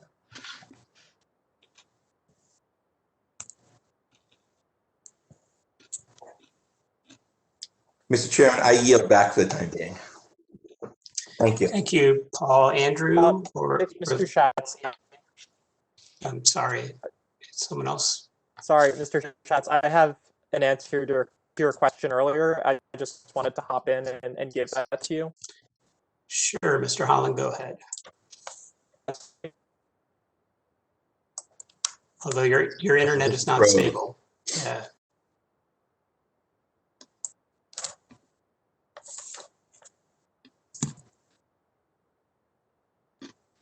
Whenever he gets back, if he could answer, or I can ask it again, no big deal. We can move on. I can, oh, there, he's back. He's back. I'm sorry about that. Sorry, the piece of information that I just wanted to hop in and share is that the source for the declining population is actually the 2015 to 2025 Woodbridge POCD. The quote there is, "The town could see decline in population of several hundred residents by the conclusion of this plan." I hope that helps. I'm sorry. So I just want to make sure I'm clear. As for education, so it was, we could see a population decline by 2025. There wasn't data that suggests there is decline. Is that correct? I'm sorry, but I was using the 2015 to 2025 Woodbridge POCD. This is the town's expectations. You know, I'm working with the town's numbers here. So yes, I don't have the underlying data to back it up. I'm relying on you know, the town's own research, though. I appreciate that. Thank you. And we should note that, and not to disparage anyone who did their work, but the town also hired a demographer for our schools, and that study was woeful. They thought we had less students in a smaller population 10 and 20 years ago, and they were grossly wrong. I'm just pointing out that we just don't know what population is what's gonna happen in the next. Now it's 2021 in the next 4 to 10 years. Thank you, Paul. Would either Andrew or Larry like to go next? I will go next. The question for the applicant, what effect does 8-30J have with respect to our consideration of your application?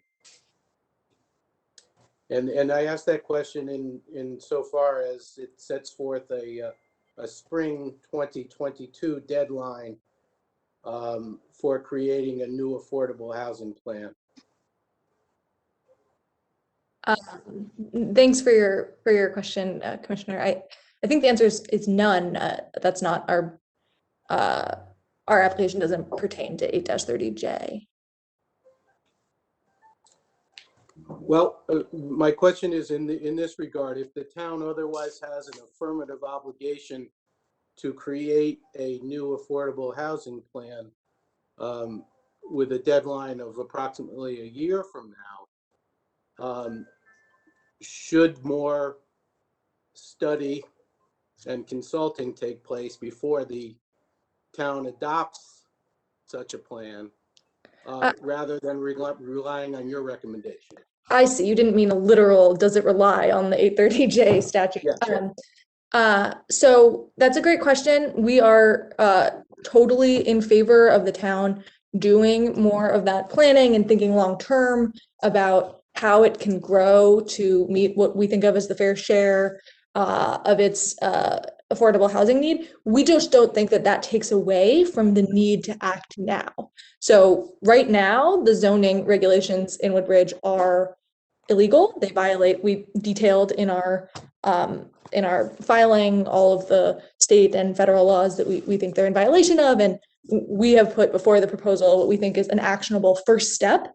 And we don't think waiting is the right move. We've seen over many years what happens when the town waits and change doesn't come, and there's now an opportunity before the commission to make change right away.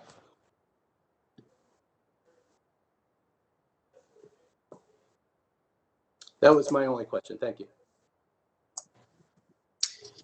Larry, do you care to ask a question?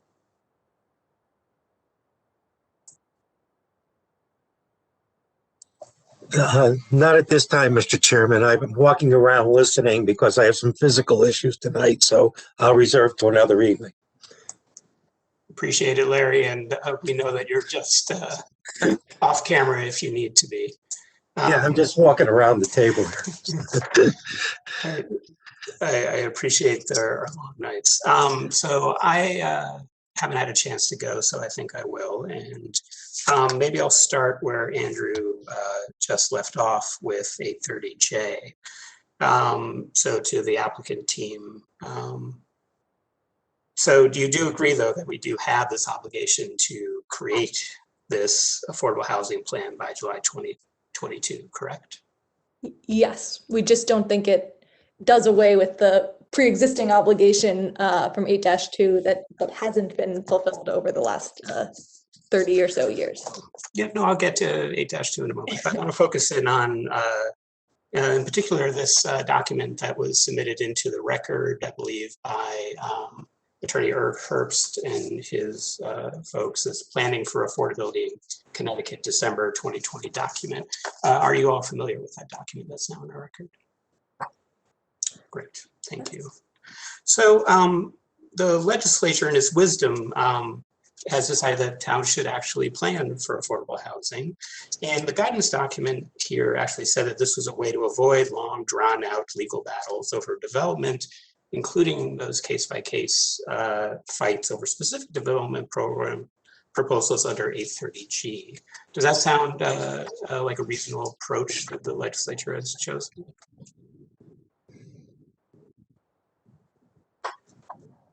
I don't want to disparage one way of going about this at the expense of another. I think we're glad that the legislature is taking a closer look at this. They not only took a closer look at it, they actually have created an affirmative obligation on all of our towns, correct? Yes. And we will, there's this good guidance document. If you've read it, actually has a whole lot of suggestions for towns in the process of creation of an affordable housing plan. Have you reviewed those process requirements? Yes, we've reviewed the document that was submitted to the record by Attorney Herbst and his consultant. Well, I was struck by, quite a bit of it was about engaging the public and having a specialized commission, hiring consultants, going through an exhaustive sort of in multi-stakeholders or planning process to come to that affordable housing plan. Would you generally agree that that's a lot of what is dedicated in this document? Yes. So wouldn't that be a viable, positive option for a town like Woodbridge to actually create a systematic plan to encourage affordable housing? So I appreciate this line of questions, Chair Klee. We agree that community engagement is a really important part of thinking through these issues. And we actually, that's why we're glad that you've done, in our opinion, a really good job sort of having this series of hearings. And we've heard from lots of constituents and lots of folks in Woodbridge, both in support of and against the proposal. And so people, we agree that it's important to have the public be able to weigh in, and we're glad they've been able to weigh in through this process.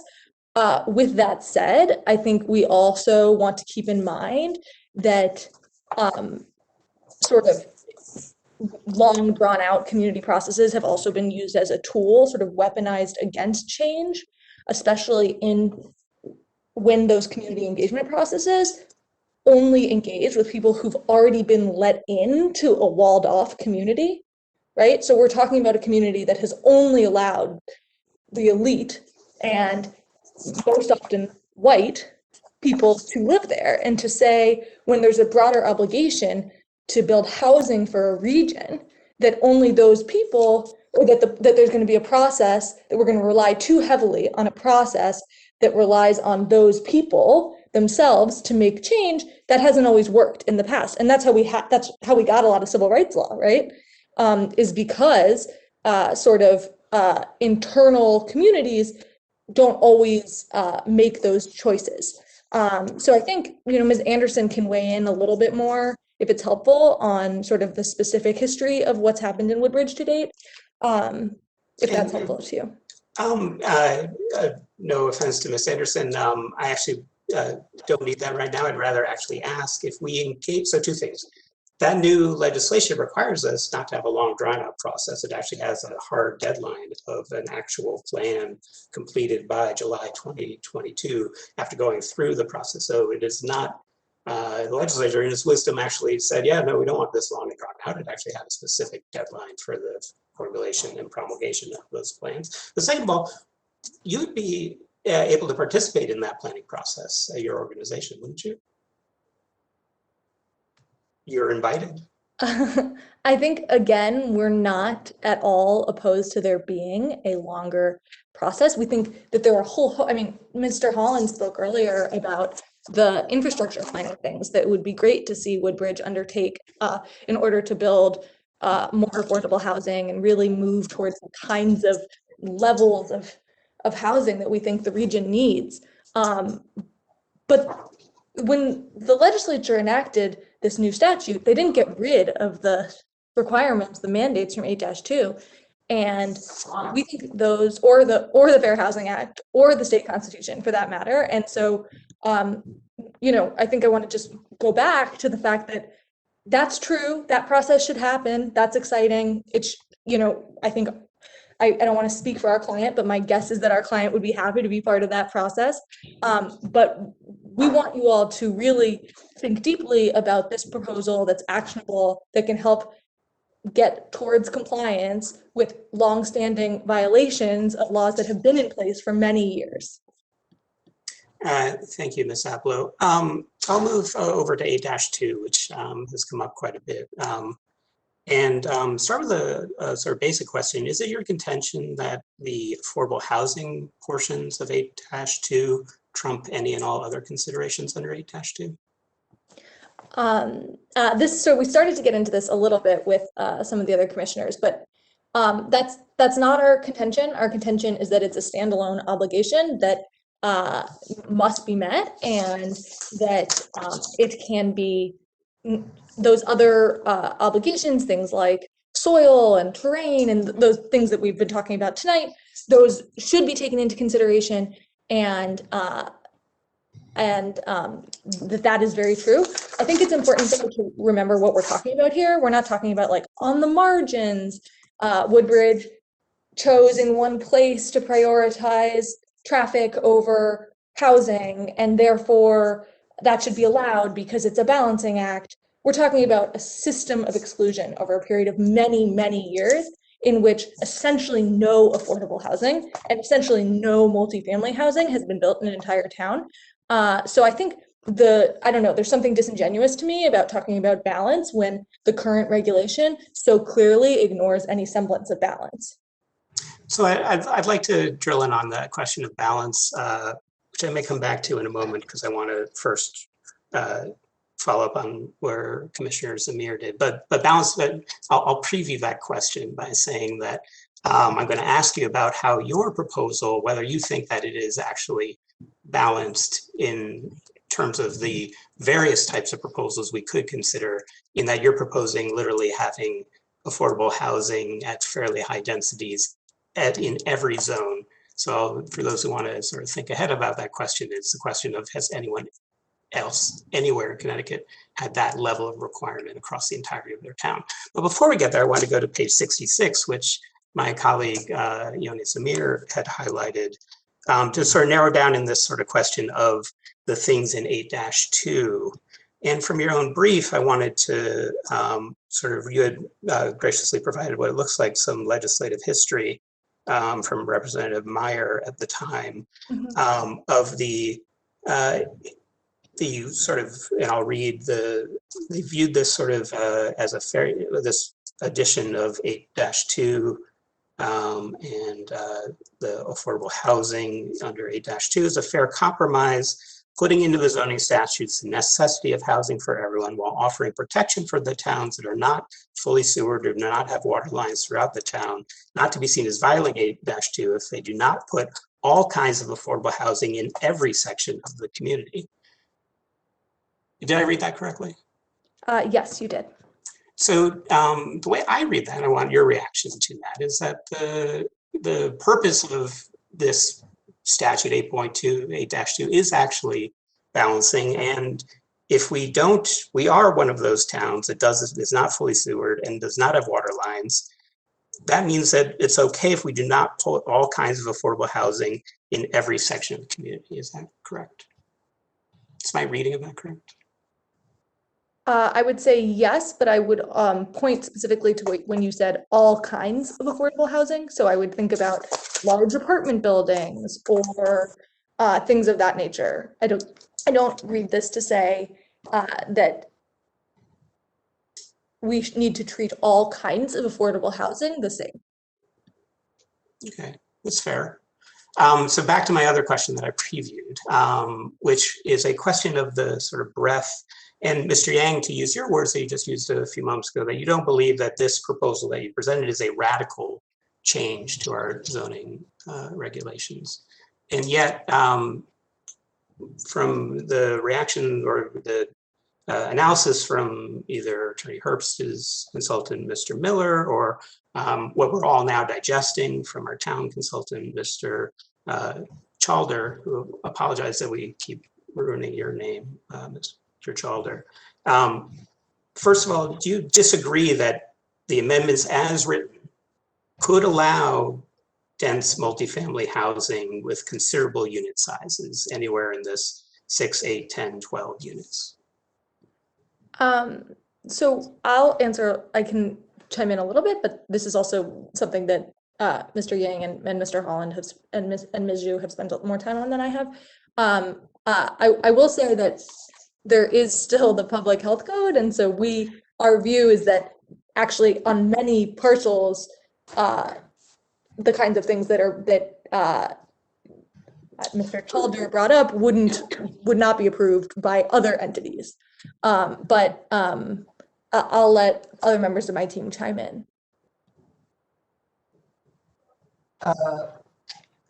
Thank you, Chairman Clee.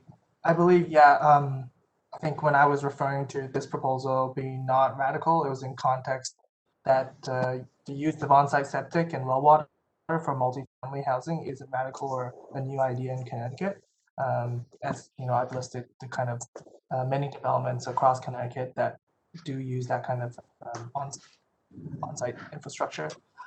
And our proposal, I think, is a very straightforward one from a zoning perspective. And it's been designed to be easy to implement because we've seen a history over many decades of exclusion in Connecticut. And I think the basis point where we're working at is that all towns, should legally comply with their housing requirements. And Mr. Yang, can I stop you there, because Mr. Schatz brought that up as a question. What exactly is there a percentage number that you would say would be legal compliance? Is there a relative sort of number of affordable housing units in a town? Is there, is there a target? Is there a statutory target, or is there an actual number that we should be striving for? So there's no bright line, I think, to draw on, this is the X amount of units that we're trying to get to. But I think our starting point is that the 0.02% of duplexes, that you have in your town is definitely not compliant. So we are definitely, if there is a line, we're nowhere near it, is your assertion. But will we know when we see it, when we're at the right level of affordable housing, Woodbridge? How are we supposed to operate because my concern here, and this is my question to you, is that your proposal, correct me if I'm wrong, allows for, or it has this affordable housing opportunity in every residential zone in Woodbridge, correct? Correct. Every zone. Do you have an example of any other town with similarly broad affordable housing opportunity zoning? Well, I in, think in Connecticut? I first want to point out that just because we're zoning for the entire town to be to allow for multifamily housing doesn't mean that overnight the entire town is going to become multifamily units. And because there are other regulations that limit where this type of development or development of certain densities can be made, what we see is that our proposal will lead to incremental density over the years. And in regards to sort of like a target, or you were asking about how do we know when we're going to meet our obligations, I think in part of our application we also talk about fair share, which is something that our client OCA has been that can talk more in depth about that, if you wish to ask them about. Chairman Clay, I'd also just like to chime in for a moment. Thank you, Mr. Yang.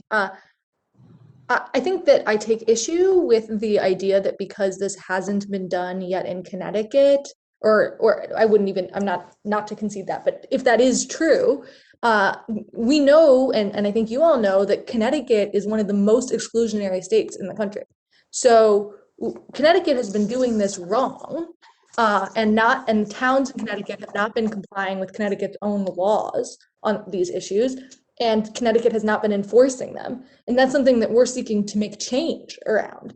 So just because something has been done one way in the past does not mean that we should not do it differently as we learn more about what's right and wrong in the world. So, Ms. Abel, I appreciate that, but my question, those other towns are not before us. You're before Woodbridge. This is our town, and our town has before us a presentation to change every single residential zone to allow for this. And I'm just looking for an example of another town that has done anything close to that. Or if not that, is there something less than that? You've now asked us to change basically all of our zoning rules across all of our residential zoning rules. That's your request to us. And if we wanted to, you've basically put your request. State of Oregon. I'm sorry? The whole state of Oregon?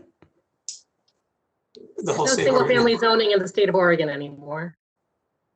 Okay, that was a request for an example. Yes, that was my example. But in Connecticut, you have no other examples of any towns that have basically allowed multifamily dense development everywhere in every residential zone. There are towns that have done lots of other different things. There are municipalities, there are urban municipalities in Connecticut that have much greater densities than Woodbridge does. But I don't think at least I personally haven't seen this specific type of proposal in Connecticut. But I don't think that means that it shouldn't be done. Well, but the question is, does it need to be done in Woodbridge for us to improve our zoning regulations to allow for more affordable housing in a positive way? Does it need to go all the way to this end of the spectrum? That is my question, and where I'm, curious whether there are different options. And this, I think, gets at part of your challenge of your application. Is that from what I've heard you now say, Ms. Abloh and others, that this is not 830G. We're not in that world. We're in 8.2. And in 8.2, you're seeking a broad change to our zoning rules. And you don't, you don't have a specific developer, which would be traditional under the one developer under 830G coming forward, which can ask for changes in our zoning rules. They can ask for a whole lot of things on a specific development.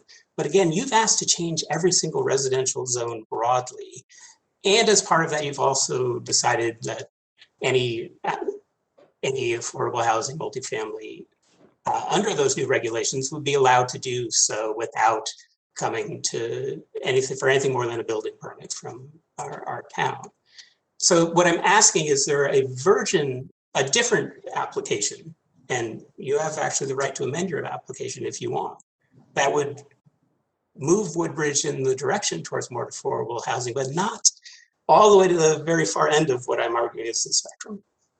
So there's a lot there in what you just said, so I'll try to sort of respond to the different pieces of it, but of course chime in if I'm missing anything. I think, first of all, I just want to take issue with this idea that we're at the far end of the spectrum. I think that the kind of density that is likely to come about from a proposal like this, where you know, there's still these sort of smaller these lots, and more units are going to be built per lot, but in some places, maybe if people choose to develop it, but it's not. We've not proposed a large apartment complex in a specific place, or, you know, there are lots of other. I could think of many other ways of going about affordable housing that could produce a lot more immediate affordable housing and be considered more extreme or more radical. But that aside, I guess I want to get right to the heart of your question about, are there other alternatives, or do we want to amend our application? We don't want to amend our application.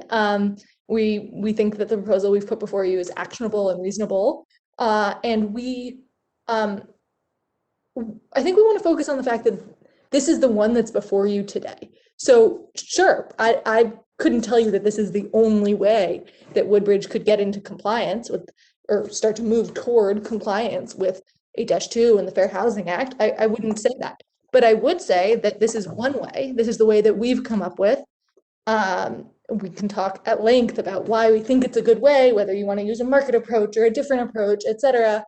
But this is the one that's before the commission. The commission has an opportunity to do something different than what it's done in the past, to think differently about racial justice and economic diversity and these important issues. And we think that the commission should take it. So that's where we stand.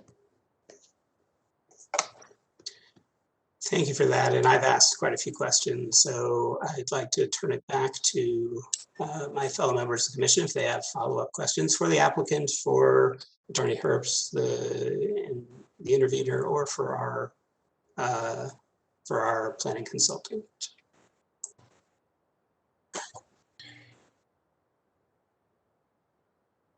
Jeff, I saw your hand, but I'd already gone on mute. Okay. Sure. Thank you. This question might be for Hannah. It's a little bit theoretical, but feel free to use it to further advance what your views are and what you're trying to say. Okay, it's just a little bit of a conversation, but you folks are, you know, obviously taking a look at our zoning laws and regulations. You've come to see these as being illegal or discriminatory or so forth, Hannah. And so there are remedies that would be applied, which is what we've all been talking about. Okay. I want to ask you first a very specific question. Under our existing legislation in the state of Connecticut, do you feel that there are remedies in the legislation at this point in time for the things that you're accusing us of doing? I'm not sure if I completely understand the question, but I think the way that I would answer that would be, we don't think that there's been sufficient of enforcement in Connecticut of these to date, and the organization, and I would love if, I think perhaps Attorney Boggs from Open Communities Alliance could chime in on what OCA is trying to do to increase that enforcement and to Hannah, let me say it like this. And I rudely interrupted you, but let me say it like this. If you're going 75 miles an hour on Interstate 95 and you get pulled over, you can legally get a ticket. And there's legislation that covers that, and you have to pay a fine. So all I'm asking you, and I think you and I would agree that it's illegal if it's posted 65 miles an hour, it's illegal to go 75. So if you're going 75 and you get a ticket, there's legislation that covers that you can get paid the ticket, you get a fine. What I'm asking you is you're accusing us of acting illegally and being lawbreakers and discriminating. In the legislation such as it is now in the state of Connecticut, is there a remedy for that? Is there a speeding ticket? So I think I see what you're asking. I don't think there's something directly analogous to that, but that's sort of what we're trying to do here. We're giving an opportunity to come into compliance by, you know, proposing this change and coming before the commission and asking the commission to make this change, saying that we think this needs to be done. So Hannah, you propose some remedies, which is the text of what we were talking about, but it seems to me you're getting very close to writing legislation. So that's what makes me a little bit nervous. Like this is so, this is a commission. Okay, we're not a legislative body. Okay, and you're putting in such intense language. Like your remedy is very drastic. Your remedy is very strong, which I think is what our chair was trying to get a little bit to. I mean, we in fact essentially have Yale Law School students telling us to write this legislation and turn our city from our town into a city. Go from a town into a city. And so you see that tension there? I definitely hear you. I think, first of all, I think we have agreed to disagree on how drastic the remedy that we're proposing is, so I won't retread there. But a couple things. So one is actually the Zoning Commission does have the ability to act in its legislative capacity. And so that is one function of your body and that we are trying to engage with. And 8-3 allows, of the Connecticut General Statute, allows for members of the public to come before that commission acting in its legislative capacity with proposed amendments. So it may seem contrary to a lot of the work that you all do day to day of approving a variance for this house or that garage or whatever it may be, but it's actually sort of core to what a PZC can do. So I think we're engaging properly with the processes that exist. Okay, fair enough. Mr. Chairman. Thank you, Jeff. And Yoni, I saw your hand raised, and others, feel free to get in line on the commission. Sorry. If Larry or Paul had something that they wanted to, or Attorney Skolnick. Actually, wouldn't mind to hear from Erin Boggs, if she could be permitted to opine.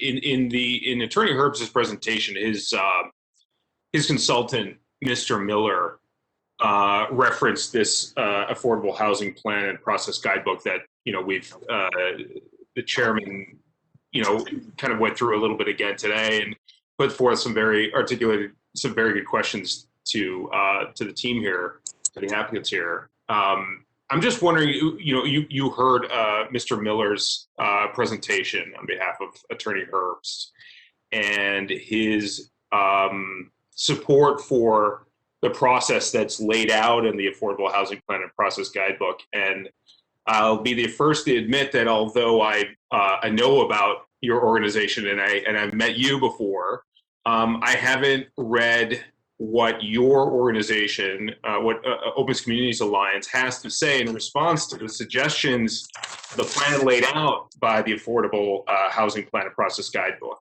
I'm wondering if you could speak to the commission a little bit about what you see as the positives or the negatives. And I imagine you have some negatives about what that process lays out. Because if I hear Chairman Klee correctly, right, what he's articulating to the applicant, to your co-applicants here is, look, your proposal is fairly broad and if I might even use the word extreme for what it calls for, right? Changing the zoning across all of our zoning.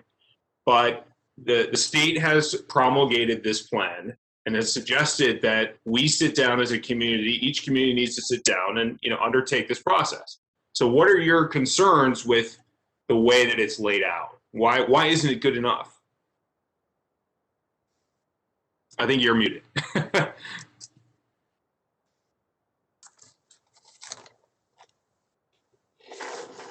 All right. Yeah, sorry, I'm on my phone and my computer, so I had to doubly unmute.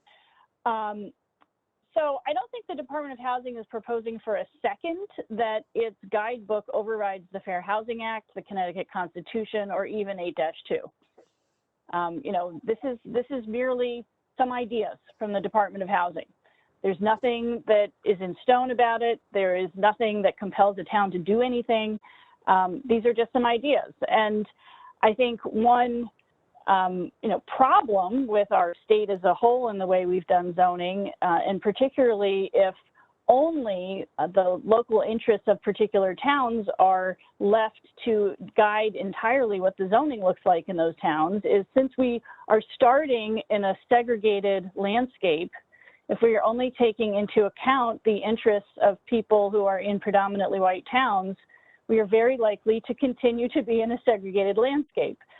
So it's very important that the parts of 8-2 that talk about considering zoning on a regional basis, thinking about the needs of the region, and thinking about the Fair Housing Act and how it looks at segregation across larger areas be considered.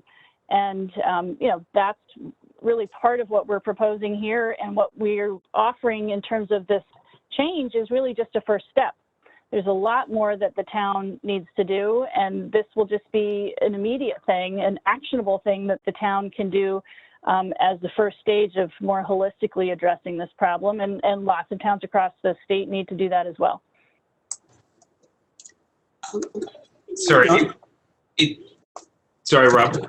Go ahead, John. I just in terms of, so just reflecting back on what you just said, right, and what Mr. Miller also suggested in his presentation, in his criticism of Mr. Pollan's, view of it, as your expert, as your consultant, right? He spoke about regionalization, like you're mentioning regionalization, and that to me, you know, sitting from where I sit, and you know where I sit. I mean, you know, I live in Woodbridge. I work in New Haven. I have my experiences that guide how I see this. But it seems to me that there's a regionalization that needs to be accounted for that maybe isn't. That we should consider our infrastructure, as the team has suggested, right? And we should consider the cost of expanding that infrastructure, which is beyond comprehension, right? The cost of infrastructure expansion up into an area as it's being suggested up in Orchard Road, to properly expand the infrastructure up there is just frankly out of reach of this town at this moment, right? But it's not out of reach of certain sections of this town. And I understand the point that's being made, that those certain sections that are supposed to be open for the development of affordable housing are not in fact open. They are not in fact open. And I was part of the commission when, there was some changes made, suggested, and we were promulgating some changes to the zoning code. And those were essentially shut down. And I mean, that's detailed in your application, right?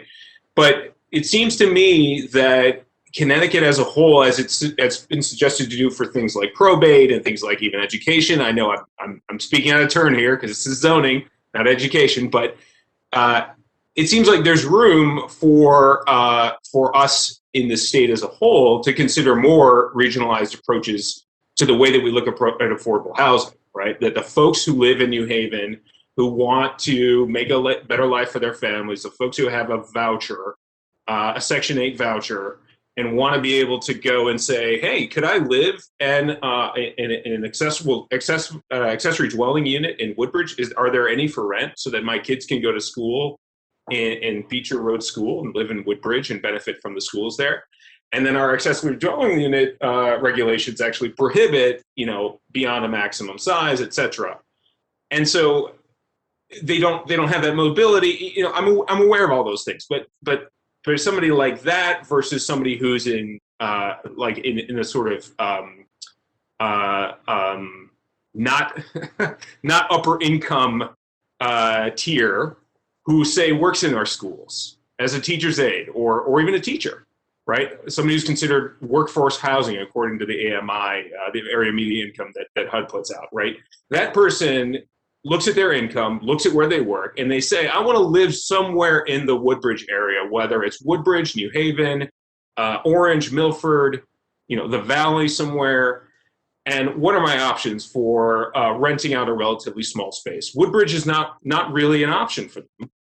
And it seems to me that person, realistically, and again, I'm getting to the point here, right? Is that realistically, whether it's a voucher holder who is, living off of extremely low income, very low income person, versus a person who's of slightly higher socioeconomic status, could look at the region and make a decision based on the region, right? And so it seems to me like they're suggesting in this affordable housing plan, and the Department of Housing is suggesting it, but we really haven't taken that leap as a state as a whole to talk about regionalization of the housing. Is that, am I thinking about that correctly? I think there is more that needs to go on all across the state, but I think the beauty of what we're proposing here is you guys can do this right now. And you can help to create that workforce housing. You can make some affordable housing units available. And while there's lots that can be done in parts of Woodbridge that have sewer, what we're proposing here is something that can be done throughout the town, and it can be done on a scale that is safe. It can be done according to the public health code, and it can be done just in the way that single family homes are done right now every single day in Woodbridge. So I think both things need to happen. And as a third thing, sure, there needs to be bigger discussion about regional, efforts to meet the affordable housing need. But we know those are hard discussions in Connecticut. We know that those have not happened for years and years and years, and we don't need to wait for those to think about how the Fair Housing Act, the Connecticut Constitution, and 8.2 apply to the town of Woodbridge. Thank you. Rob, I think you had something you wanted to. Well, just a little clarification for Attorney Boggs. Just so I understand clearly, were you saying that, yes, the town has no obligation to follow this guidance, but the town does have an affirmative obligation under the newly enacted, or relatively newly enacted 830J, correct? We need to come up with a plan by 2022, correct? Yes, and that plan should, be following 8.2 and all of these other laws as well. But that obligation is not, we don't have to wait on that to comply with the Fair Housing Act or 8.2 or the Connecticut Constitution. Thank you. I jumped ahead of the line. I didn't know if there were other, I do have other questions, but I wanted to give my other commission members a chance to go before I did again. Paul, go right ahead. Thanks. I'll be quick. I think I've got only a couple of questions. This is for Ms. Abelo. So on November 30th, you said that, or I think you meant tonight too, that our zoning's illegal, and you were pretty firm about that. I'm not a lawyer, as some of my other, most of you guys are lawyers. I am not. So forgive my ignorance on zoning, on Connecticut zoning laws, but 8-2 ensures housing opportunities for all, correct? 8-2 requires that the town promote housing opportunities for folks of all different incomes, economic diversity, multifamily, and range. So it requires that the way that the town zones is in a way that promotes those things. So when you guys made your presentation, I want to say you said that since 1991, the act has required the encouragement of multifamily housing. And in your presentation, I counted at least a dozen times where you associated affordable housing with people of color. Mm-hmm. And I don't have the statute in front of me, but does anywhere in the statute, does it talk about Blacks or Hispanics or Asians? So we think that those things are not things that we think those things are inseparable when you're talking Connecticut, because of what we know about the racial wealth gap here in the state. We know that the racial wealth gap is extremely real, and that especially Black and Latinx people in Connecticut tend to have much lower incomes and much less wealth, ability to move to places that are more expensive, and that's reflected in the population. So when we're talking about economic diversity, which is directly in here, we are automatically talking about exclusion of people of color as well. I would also like to say that the 8-2 isn't the only statute that we believe the current regulations violate. We also believe that the regulations violate the Connecticut Constitution, which talks directly about segregation, racial segregation, and also believe that it violates the Fair Housing Act in two different ways. And that is, of course, relates to race. So, I mean, again, I'm not a lawyer, but it seems to my very kind of base level thinking that if the statute doesn't specifically refer to Blacks, Hispanics, and Asians as, isn't that a subjective conclusion? It's very well documented that people of color in Connecticut have lower, generally, especially Black people and Hispanic folks here in Connecticut have lower general, on average, lower incomes and lower wealth, less wealth. So I would say it's not subjective. It's well documented. So, and a kind of a follow-up in our regular, I'm sure you guys looked at our zoning regs, but in our zoning regs, we don't differentiate between Blacks, whites, Hispanics, or Asians, correct? So this is interesting. I mean, it gets sort of into different ways of thinking about what discrimination is and what it means to be differentiating, because you don't actually have to say, like the way the Fair Housing Act works or the way that we think about what it means to be have a policy that has a racist impact. You don't actually have to be saying, oh, we're treating Black people differently in order for your regulation to have a disparate impact on Black people. And so what we're saying is that the regulations really do have that disparate impact on Black people, even if the words aren't in there. I think Ms. Anderson actually did a little bit more sort of legwork and research, just thinking about those issues. Ms. Anderson, do you want to chime in? Yeah, I'll just add, in case it's helpful for clarification, that exactly as Ms. Oblo said, you don't have to have a no Blacks allowed sign at the edge of town in order to still be engaging in perpetuating segregation and having zoning regulations that have a racially disparate impact. Back in 1917, the U.S. Supreme Court actually struck down any sort of explicitly racial zoning prohibitions as being unconstitutional, but exclusionary zoning practices that don't directly mention race, but still do have racially discriminatory purposes and impacts, those have unfortunately remained alive and well in the century since that decision.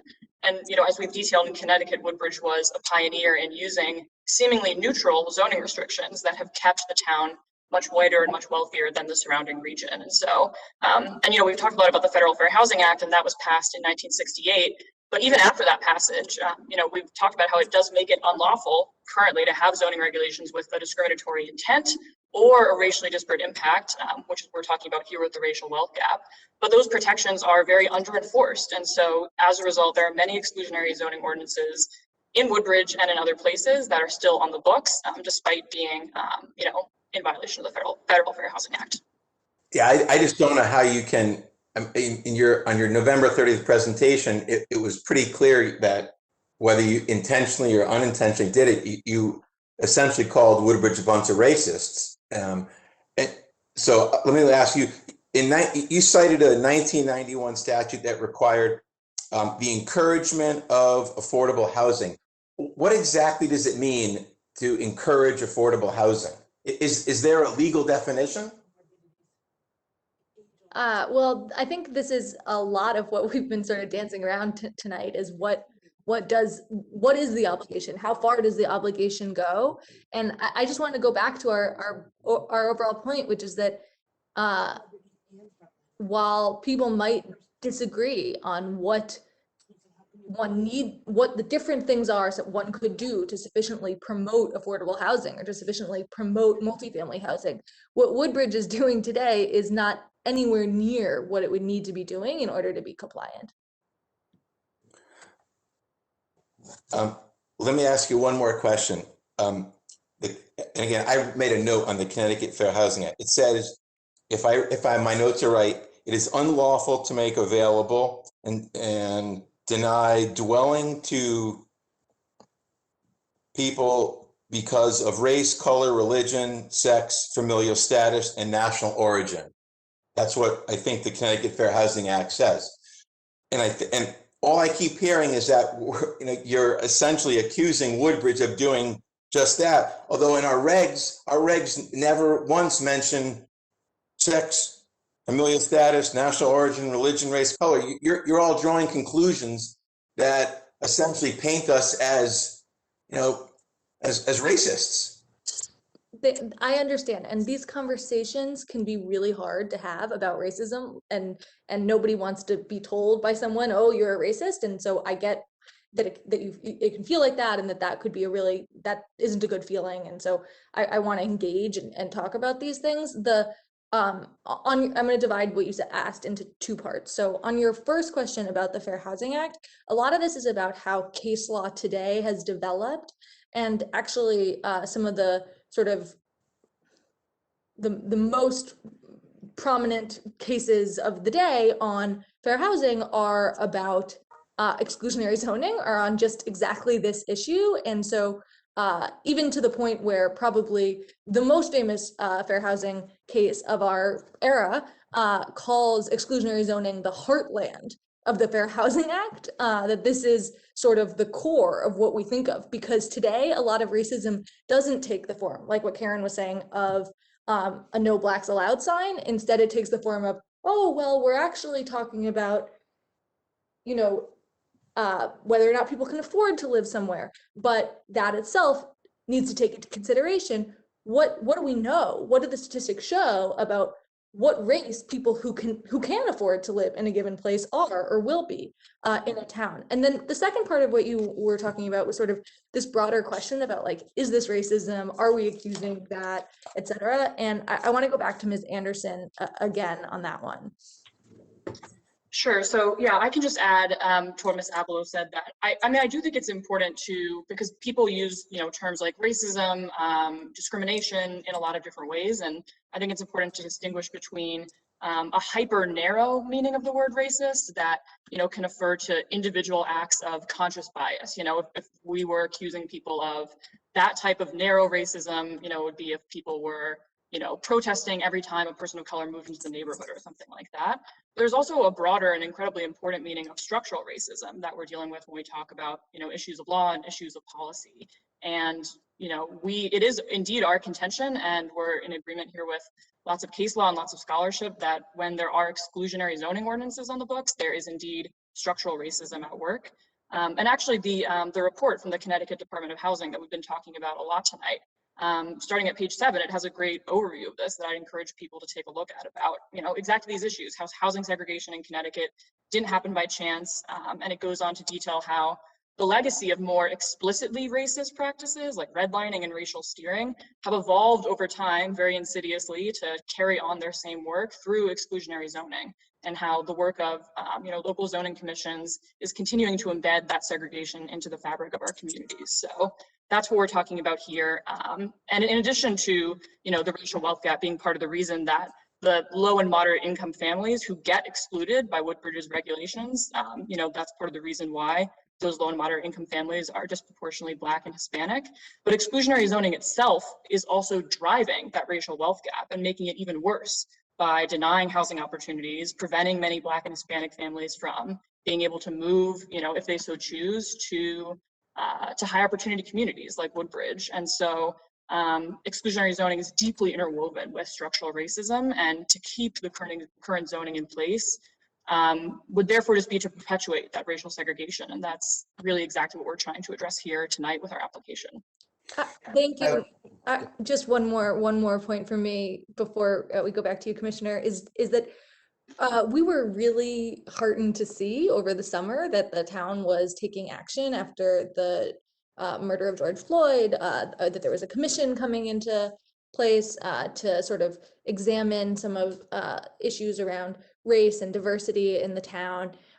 And so my impression, and we've heard from a lot of people who do seem really concerned about these issues in the town, is that there is a lot of appetite to think critically about these things that really so many towns in this area have done badly for a long time. And it's sort of a beautiful moment where we have this proposal in front of you all, and there seems to be appetite in the town to take action, at least from some. And so, we're asking you to really give our proposal a fair look.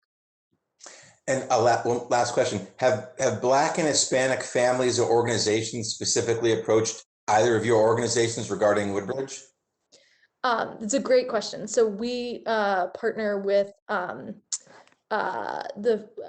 among other people, we partner with the folks at Elm City Communities, and so we always want to. I think our client always wants to make sure that they're working on things in a sort of interracial, urban suburban coalition type way. And so we know from so we've had these conversations with the folks at Elm City Communities and elsewhere. Elm City Communities is the public housing authority in New Haven. And we know from them that the waiting list there is over 10,000 families. So there's an immense need for housing.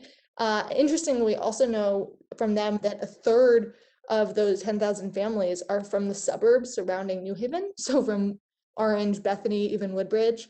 So, exclusionary zoning has taken away housing choice from many lower income Black and Hispanic families who are interested in moving to high opportunity communities and don't currently have the option of moving to Woodbridge at all because of its high housing prices. So though the region has high numbers of Black and Hispanic families, we know that only 2.7% of Woodbridge is Black and only 5.6% is Hispanic. So our proposal would hopefully allow for housing opportunities for folks like those on their wait list at Elm City. And those numbers you cited, I assume you got them off the 2010 census? I'm gonna be like Mr. Holland and say I have to get back to you on my source. Give me a moment. No, But we can I keep believe those going. numbers. Yeah. Oh, I see. The numbers on the Elm City Communities are directly from them. Oh, I think the other numbers are from census or updated ACS data. Yes, that's correct. The numbers that we're citing are from the census's 2018 5-year American Community Survey estimates. So I saw Paul, anything else? No, I'll see for now to give Jeff an opportunity. Okay, Jeff, go right ahead. So suppose that there are some multifamily units that were, say, built in a dispersed area around Woodbridge, okay? Who would build those houses? Are you in touch with developers? Are you in touch with people that would actually construct these houses? And I do have some concerns about that, but why don't I let you just first of all say, if you're in touch with a specific developer or many developers and also management companies, like who would run these places? The houses, because you have to manage a house as a multifamily house. Yes, we are. So we you heard on November 30th from Tony DeNorfia, the developer who is interested in developing this the one at Orchard Road, the illustrative property. But we made sure that we had that conversation. Our client wanted to sort of line that up so that they were sure that this was something that they were hearing from Tony and from Jack and from all of the sort of experts on the matter, that these things are feasible, things that small local builders would actually want to build and would be willing to. So I don't know if anyone from our team wants to jump in on that.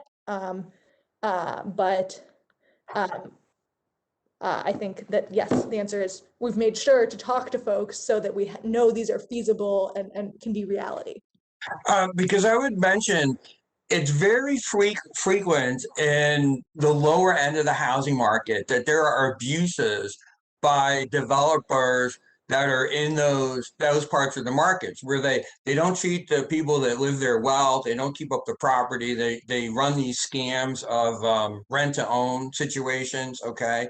And there are various investigations that happen among states. And I'm not saying that as a defense. I'm saying that as someone who really cares about some of these folks that are moving into these houses. And I'll tell you, a lot of developers and management companies, I guess I'm not supposed to introduce my own research, but this is not uncommon. And bankers know this, that you have a situation where you get people spreading around a lot of money. Okay, Attorney Atwell, or soon to be Attorney Atwell, but they spread money around. Okay. and and really developers want to develop these areas. And so, but sometimes once they come in, the management companies are not the most ethical of companies. And those are really genuine concerns that I would have. So can you address those? That's a lot, but can you address Yeah, that? I think we can definitely address some of your concerns. We actually, the developer I was talking about, I didn't realize Tony Gianfranco is on the call and could actually speak to this himself better than me trying to guess what he would say. So I don't know, Mrs. Sullivan, if you're able to move. I'm trying to find him. Sorry, I know there's so That's many. okay. All right. So is he a builder or a developer? Is he a builder or a developer? He will give you his full description. I'm worried I'll botch something, so pass it off to Tony. And Jeff and Zablo, just Marianne, just checking to make sure that it's kosher because he was already a presenter previously. I assume we're fine. Yes, that's fine. Thanks. Just me stalling to let Chris. Thank you. He's in, I think, and he's unmuted, so he should be able to speak. I believe I'm on, if you can hear me. Can you hear me? Yes. Okay. Yes, Commissioner, I think I kind of went into it during the first presentation when I did speak. Let me turn on the video. I'm sorry, I'm not, well, for some reason the video's not going on. But in any event, as I mentioned at the first meeting, I've been in the business since 1981. Business is primarily building single-family homes, and we also have approximately 200 units that we've accumulated over the past close to 40 years that we hold and manage. Now, we are a family-run business. It's myself and my sons. We run it. We manage them. We have the apartments. Right now, we have no affordable housing units in it. We are not affordable housing developers per se. When I was originally approached about being the developer in this, it was after a presentation I gave to Partnership for a Strong Community, because we're one of those few developers or builders who is building in what they call the missing middle, excuse me. And what that is multifamily housing in the, say, 2 to 40 units, 40 to 50 units that nobody wants to build and manage, which we do. That's our little niche. Now, if you have any questions about our reputation, anything along that lines, all you have to do is go to the judicial website. You'll notice that our company has never been involved in any litigation with any tenants. We've never been involved with any litigation with any of our customers or anything along those lines. I think, Commissioner, what you're missing is you're missing one valuable point. What's going to drive the regulations such as this? And again, our building of these 4 units, which, by the way, we came up with the preliminary design, and Jack Kemper then ended up finishing the architectural design for us. And that is after we looked at the preliminary septic and water design, and we had it double checked by our own engineer. Our preliminary design showed that this is a sustainable development on this particular lot. Whether there are more than just this lot that could be sustainable, that I don't know, because that's not what we're engaged in. We're engaged in this one particular lot and one particular project. To that end, you know, it's very viable. So I would like you to put a face to this again, but for some reason my video doesn't seem to want to start. But there I am.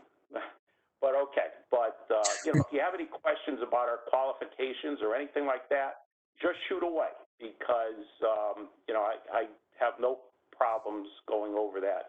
And I want to make sure that you are assured that the person that you're dealing with has the ability to perform, because we do have that ability. So, Mr. Denaforia, do you own the property? Are you the person that owns 2 Orchard Road? Or I know it's an LLC, but. No, we do not own it. We're under agreement with Open Community Alliance. Yeah, okay. Who build it, manage it, and hopefully own it. Our intent is to own this property, yes.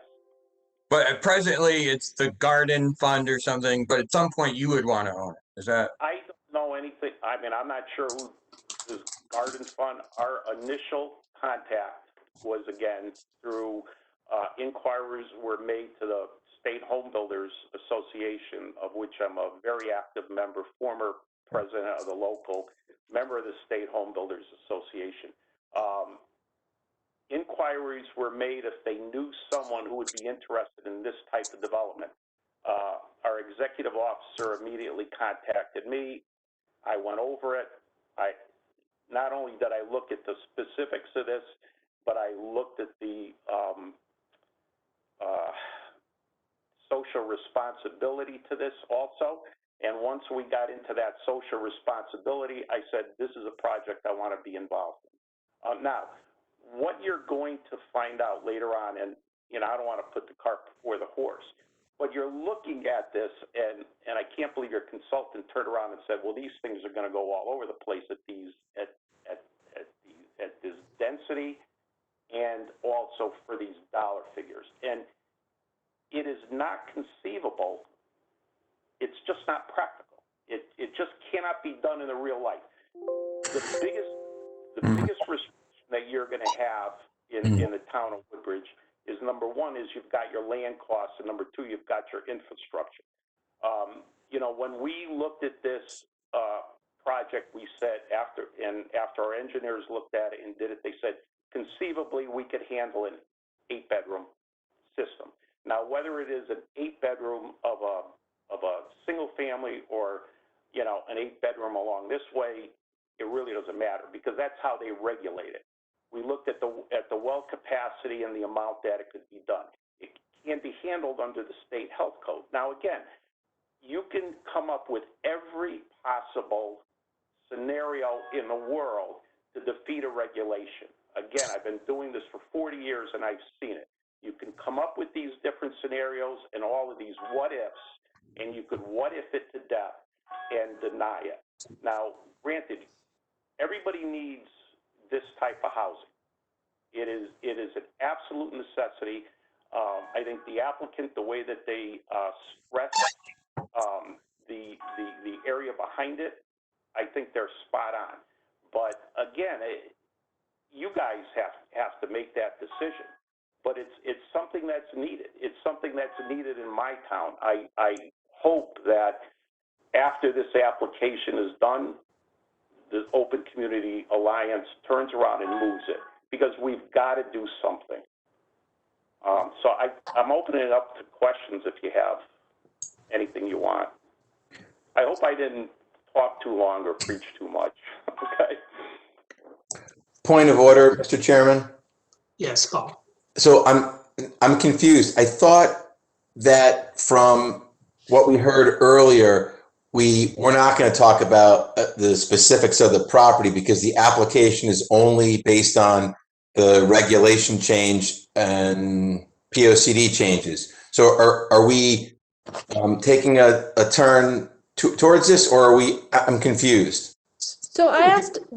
We can pose that question to the applicant, because you're okay to be confused here, Paul, because it's a fine line that they're skating between the specific project and the changes to the entire regulations to facilitate this project, should it want to. I understand that it's confusing. I asked Mr. Denaforia to speak because I thought that talking about the reason we came with this illustrative property, or part of it, is so that we could have conversations about how this would work, what it would, is it actionable?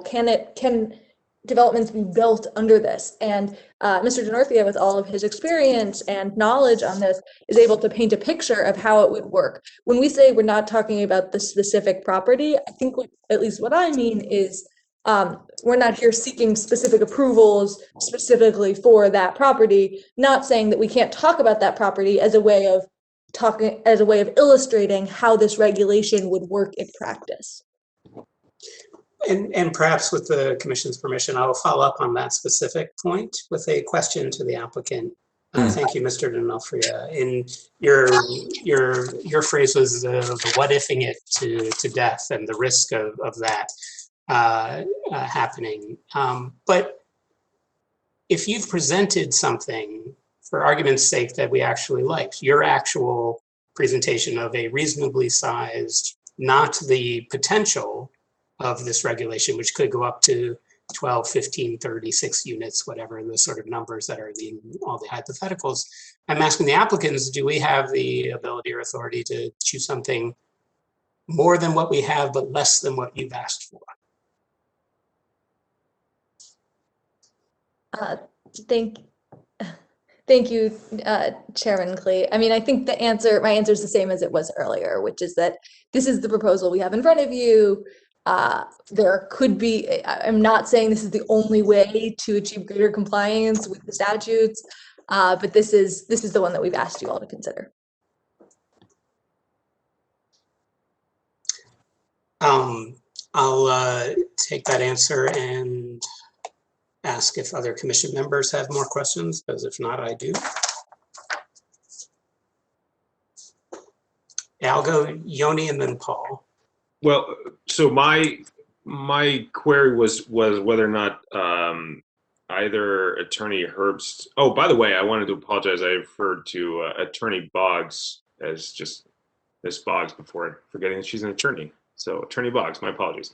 Attorney Herbst, if he's listening and could participate, and his consultant, Mr. Miller, I'm wondering if they could articulate any kind of response to the fact that the assertion in the application that there have been no developments of multifamily housing in the town of Woodbridge in the last decade. And that, essentially we've restricted everything to elderly housing, what developments we have made. But I'm not sure if they're actually, if they're on the call and actually able to participate. If they're not, I could certainly table this for another time. Yoni, I believe they're both on the call. Well, you know how it is. Sometimes we're on them. Don't see their names. Hi, I am here. Oh, I'm Brian Miller. Yes. And we saw Attorney Herbst earlier. Yes, Attorney Herbst is here as well. Yoni, if you would repeat maybe for. Yeah, sure. I'd appreciate that. Sure. So in their application, the Legal Services Organization and OCA, Open Communities Alliance, they assert that we have right. What they've asserted is essentially in this packet, which is more or less in many ways it's an application. It's also a pre-written legal brief, right? And they've made a lot of legal arguments about the manner by which our zoning regulations over the decades, including up until the most recent amendments to the zoning regulations, has resulted in an exclusion of protected classes of people under the law. And now I'm not asserting that either Attorney Herbst, although he's an attorney, or you, Mr. Miller, have an expertise on federal or state fair housing act and the fact of exclusion. But the reality, the simple fact is that, as I understand it, we have a very, very small actual physical area upon which, at present, under the current regs, affordable housing could be built. And as a result of our changes to zoning regulations and ongoing zoning regulations, they're asserting that there has been no multifamily housing in the town in the last decade. And so I get it that Mr. Miller and Attorney Herbst have both essentially made the point in your presentations that, look, this proposal is not the way to do it. We can do it, but this is not the way to do it. And as I've heard the applicant tonight, what they've said is, but don't you see, you've had an opportunity to do it going back decades now, and you've not done it. You've not actually done it, including up to most recent contemporary attempt at modifying your zoning regulations, right? And so I'm wondering if either of you have a response. I'd like to give you a couple of minutes to actually respond to what you've hopefully heard tonight, starting with Mr. Miller, if you don't mind. There's certainly a lot of big questions being asked tonight, but I'll take a shot at it. I'm not. You put some legal issues in there, and I am not an attorney, therefore I'm gonna sidestep those.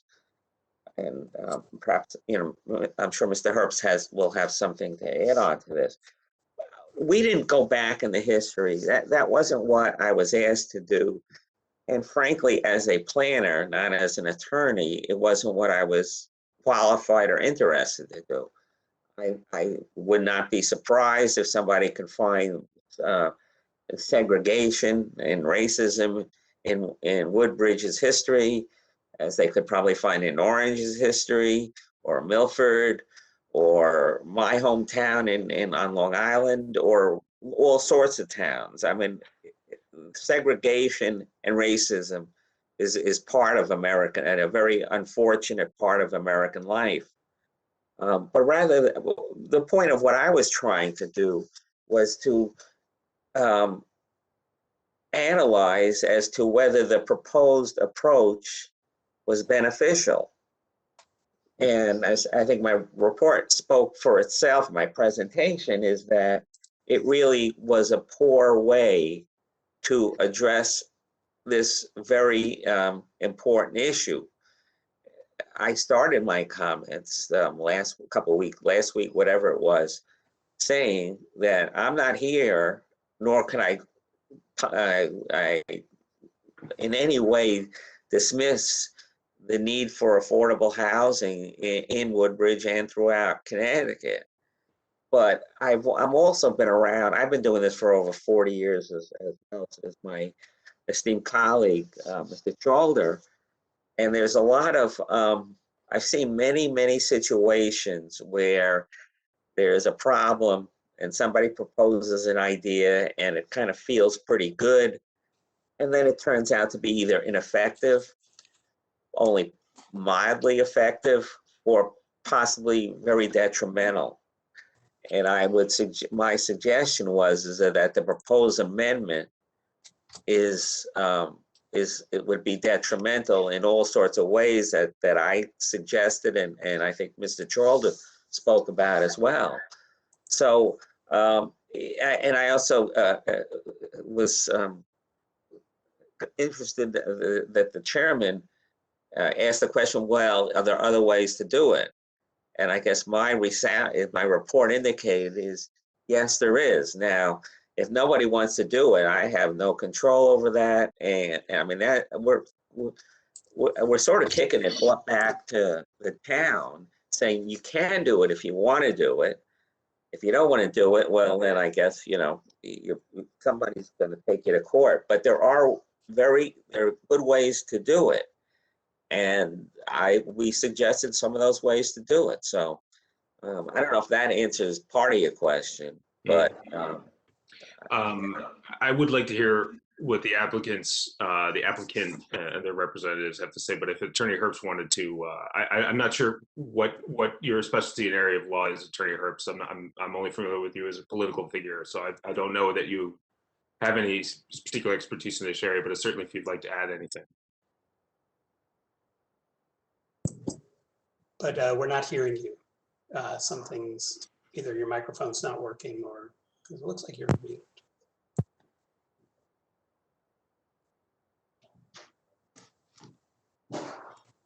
Now you may be frozen. Oh, looks like he took off maybe that microphone was a problem. Can you hear me now? Yes. Yes, we can. Thank you. Okay. The headsets aren't working. Just by way of background, Commissioner, I concentrate my practice in land use and zoning.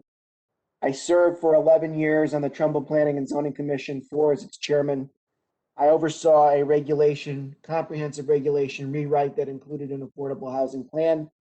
I oversaw 2 revisions to our plan of conservation and development, one as the chairman of the Planning and Zoning Commission, the second as the first selectman of the town of Trumbull.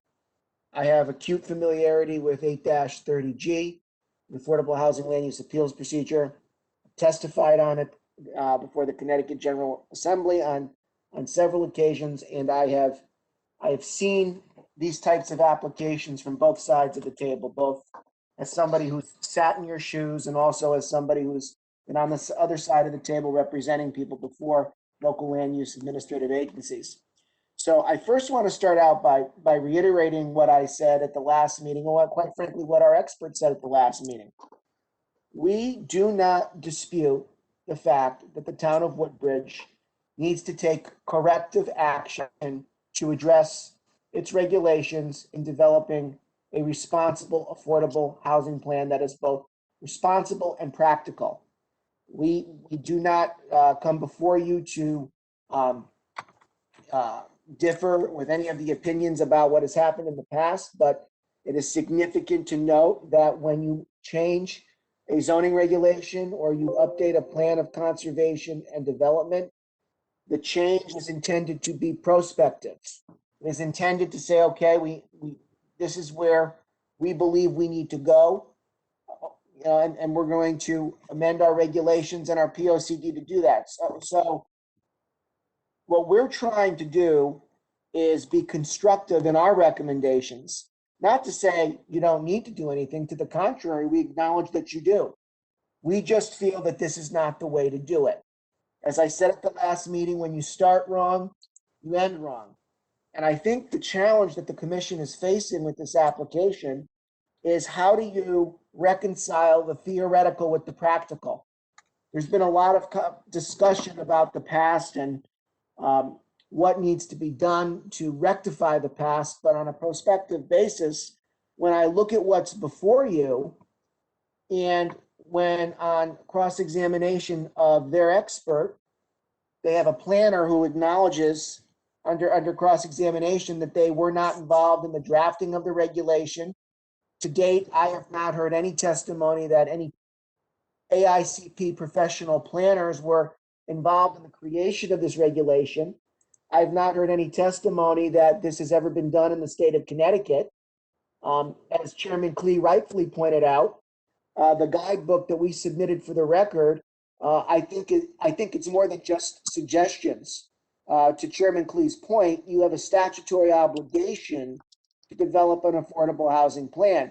And what concerns me is that affordable housing guidebook that was promulgated by the Department of Housing had a good group, a bipartisan group of legislators, planners, those that have been involved in housing issues in our state for years, that came up with what I thought was a very constructive and collaborative plan. And I emphasize the word collaborative because what that plan consistently calls for is collaboration within the community, collaboration with the community and the commission, public input, public debate, a thoughtful approach. That's what that guidebook articulates. This proposal does not honor any of those fundamental tenets in that guidebook. And it certainly disregards, in my opinion, many relevant portions of 8-2 and 8-23. I don't think it's appropriate to cherry pick certain sections of 8-2 or 8-23 and then say, we're going to focus on this section without recognizing that they're not mutually exclusive. You have to weigh all of those factors in coming up with an affordable housing plan. So I think what your planner and your consultant hit on tonight was very much spot on. And I feel very strongly that there is a way for the town of Woodbridge to address its regulation without such an extreme response. I mean, you're volunteers, you're working very hard. You're going on 3 hours tonight, but you are there to represent the citizens and taxpayers of the town of Woodbridge. You should have every right to review a zoning application, whether it have site plan standards, special permit standards. That is your right as a commission. You represent the people of Woodbridge, and to tell a commission that we don't need special permit standards, we don't need site plan review standards. As a matter of right, you can just go into the town hall and seek a permit that's affecting probably 80 to 90% of your total land mass. I just don't think that's responsible planning. So I believe there's a way to get to where you need to go without taking this course of action. And I can't emphasize strongly enough, based upon what I am, seeing with legislation that's being proposed at the state level, how important your work is, not only for Woodbridge, but the state of Connecticut. And there's a responsible way to do it. And I think your planner has given you a good roadmap. Okay, so I appreciate that. I think though that I appreciate where you're coming from. I appreciate the thoughtfulness of your answer, but I don't think it's responsive to say that for decades and decades, there has been an established process across municipalities across Connecticut, including this one, where there's been a legislatively enacted responsibility to promote and further fair housing. There's been a federal one as well. And I can't speak for Trumbull, I can speak for what I know of Woodbridge, is that we've gone through a long and deliberative process, and that has not happened. We have not been able to achieve that.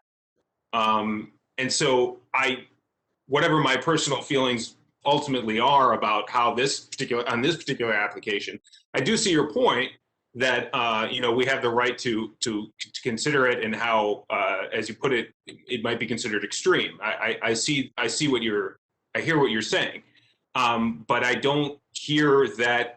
We developed our most recent plan of conservation and development. I was there. I went to some of the meetings, and here we are, the plan of conservation and development, and a current zoning regulation, set of zoning regulations that effectively does not allow for a developer, should they find the financing, to come in and say, I want to build something that is going to be affordable housing in Woodbridge. And I'm just not sure where we go with that. I mean, I would like to hear if the applicants have something they want to respond to before I cede my time back. If you would, please. Thank you, Commissioner and Attorney Herbst. Yes, I think we would like the chance to weigh in on this. So I think, first of all, what I'm sort of hearing you ask Mr. Miller and Attorney Herbst if they have another option in mind for how to act on this, because you are bringing up these ways in which it hasn't been acted on. And I really want everyone to take note of the fact that no one else tonight has proposed another way or brought up another option of how it could be acted on. We're not hearing that from Attorney Herbst. So just saying, I don't like your option isn't really a helpful way to move forward. And then in addition to that, I think Ms. Anderson from my team can speak a little bit to sort of the fair housing history that you were referring to. Yeah, I would just want to jump into kind of harken back to what I was saying earlier about how exclusion has evolved over time. And I worry that, here tonight we're seeing another way that it's evolved. We've gone from pre-1917, when it was fine to have explicitly racist zoning exclusions that would keep people of color, and particularly Black people, out of certain communities. And that exclusion had to evolve after the Supreme Court struck that down to use seemingly neutral zoning that still has this result of excluding. And it should have had to evolve further after the Federal Fair Housing Act, but because it's been under-enforced, a lot of exclusionary zoning ordinances like this are still on the books. And I think the latest evolution we've seen is people saying, we support affordable housing in theory.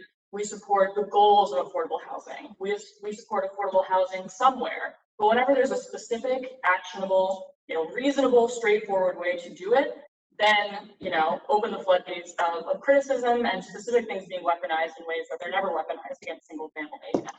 And I would just, in answering this, and to Commissioner Zahir's question, yes, I mean, the most recent zoning regulations were comprehensively overhauled in a process that was completed in July 2019.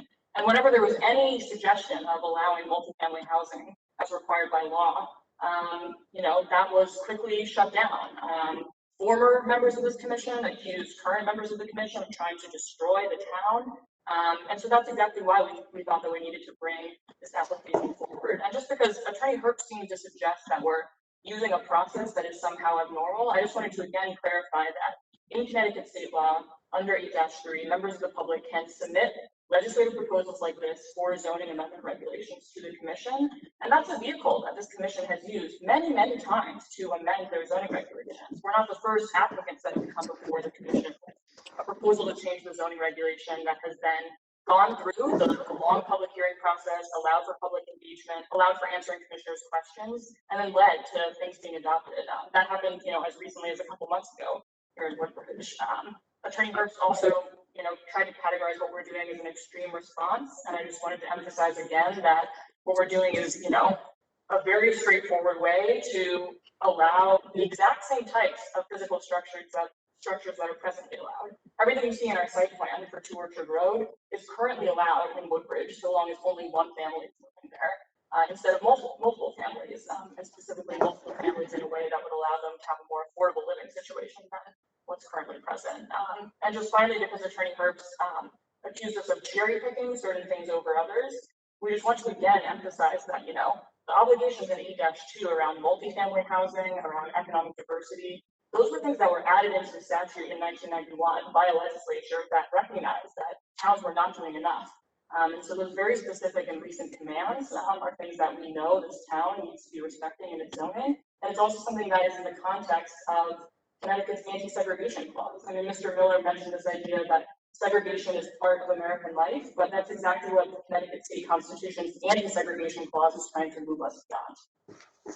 So I appreciate all that as well, Ms. Anderson. I think I'm still at the point of sharing Mr. Chairman Klee's view, though, that modifying our zoning regulations across all sections of all zones of our municipality seems a too broad of a solution. And I'm actually curious to know if our consultant, and this might be a question for Attorney Dubuque or the chairman himself, is whether or not our planner is going to be involved in any way or could even present on the record some kind of an alternative, to the extent that he's had an opportunity to think of an alternative to the one that's been suggested. So I'll take that. Although Attorney Dubuque, you can obviously hop in as our attorney. But yeah, I think that actually. I called him Chandler again, by the way. Sorry about that. I know. I think it would be helpful, I think, for our members of our Planning and Zoning Commission if our planning and zoning consultant did come back to us with some ideas that sort of meet the elements of balance that was part of his presentation. So Attorney Dubuque, is that okay? You may certainly request that. So I've now requested that. So I don't know if that would be possible. And I also want to have a time check. I know we're at about 9:45. And commission members and everyone's been going for a while. Members of the public who've been sticking with us, I really appreciate that. Hopefully you've learned as much as I have so far this evening. It's been very enlightening, and I do want to thank all the applicants and participants for the very wide-ranging discussion, as well as the commission members for very excellent questions. But there's no way to stall for you, Mr. Chalder. Is that appropriate? And is that something you can do for us? And I guess, Attorney Dubuque, the question is when, since we are in sort of timing. So I think it's important to hear from the public on March 1st, because that's the next regular meeting. And since the participants had the applicant and Mr. Herbst on behalf of his clients, I'm sorry, Attorney Herbst on behalf of his clients had the opportunity to speak tonight, I think it's only fair that you allow the public to speak first on March 1st. And it's only a few days away. So I think another special meeting in mid-March might give Mr. Childer enough time to, put together some thoughts, perhaps go back and read through some of the materials again. And of course, the applicant may have some ideas also. So perhaps the mid-March meeting would be appropriate because all of this discussion needs to continue during the time the public hearing is open.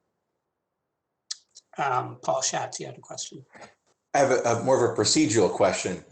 So it's my understanding that there is a time certain that we have to rule on the application. And the applicant has said a number of times tonight that the application is what it is, and they're not going to amend it or edit it. So I'm just curious as to what point would it serve to have Mr. Childer, and I think I got his name right on my first shot. So what point would it serve to have him over the next couple of weeks come up with an alternative when, and for lack of a better word, would be irrelevant to this applicant and application process? Well, it's not irrelevant because the commission may want to know what options there are in terms of when they act on this application. You can make some changes if you wish to. And if you know the range of options, you'll have an easier time in terms of trying to decide what's best for your town within the legal framework. So are you saying that other proposals can come forth and the commission can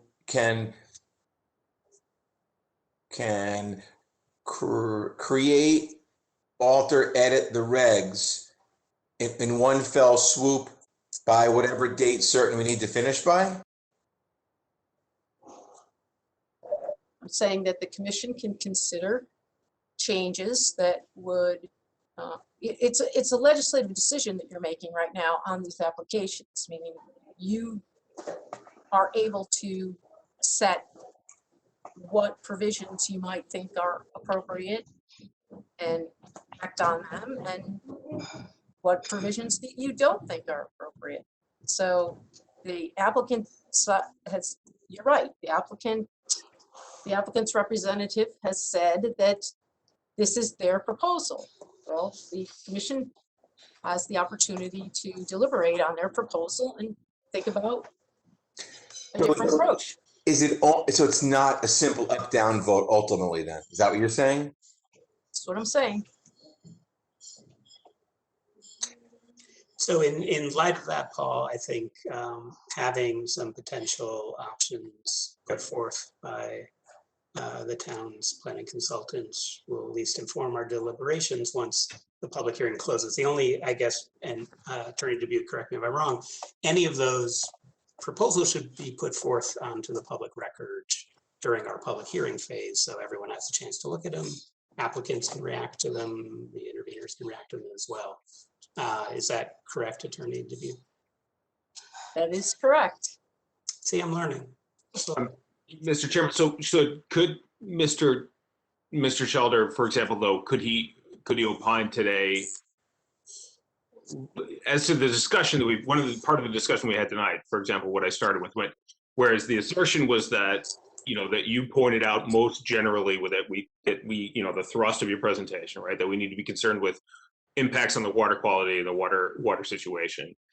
The applicant's rebuttal was, look, more or less that as I understood it anyway, that as to the application that's sort of conceptual here at this Orchard Road, that you could, as they see it, you could furnish a building, and the developer essentially said that as well, right? That you could build a building this way with 8 bedrooms, it being multifamily, and with the right equipment, it would pass Department of Public Health and potential DEP regulations and rules regarding that, right? So I guess my question to you is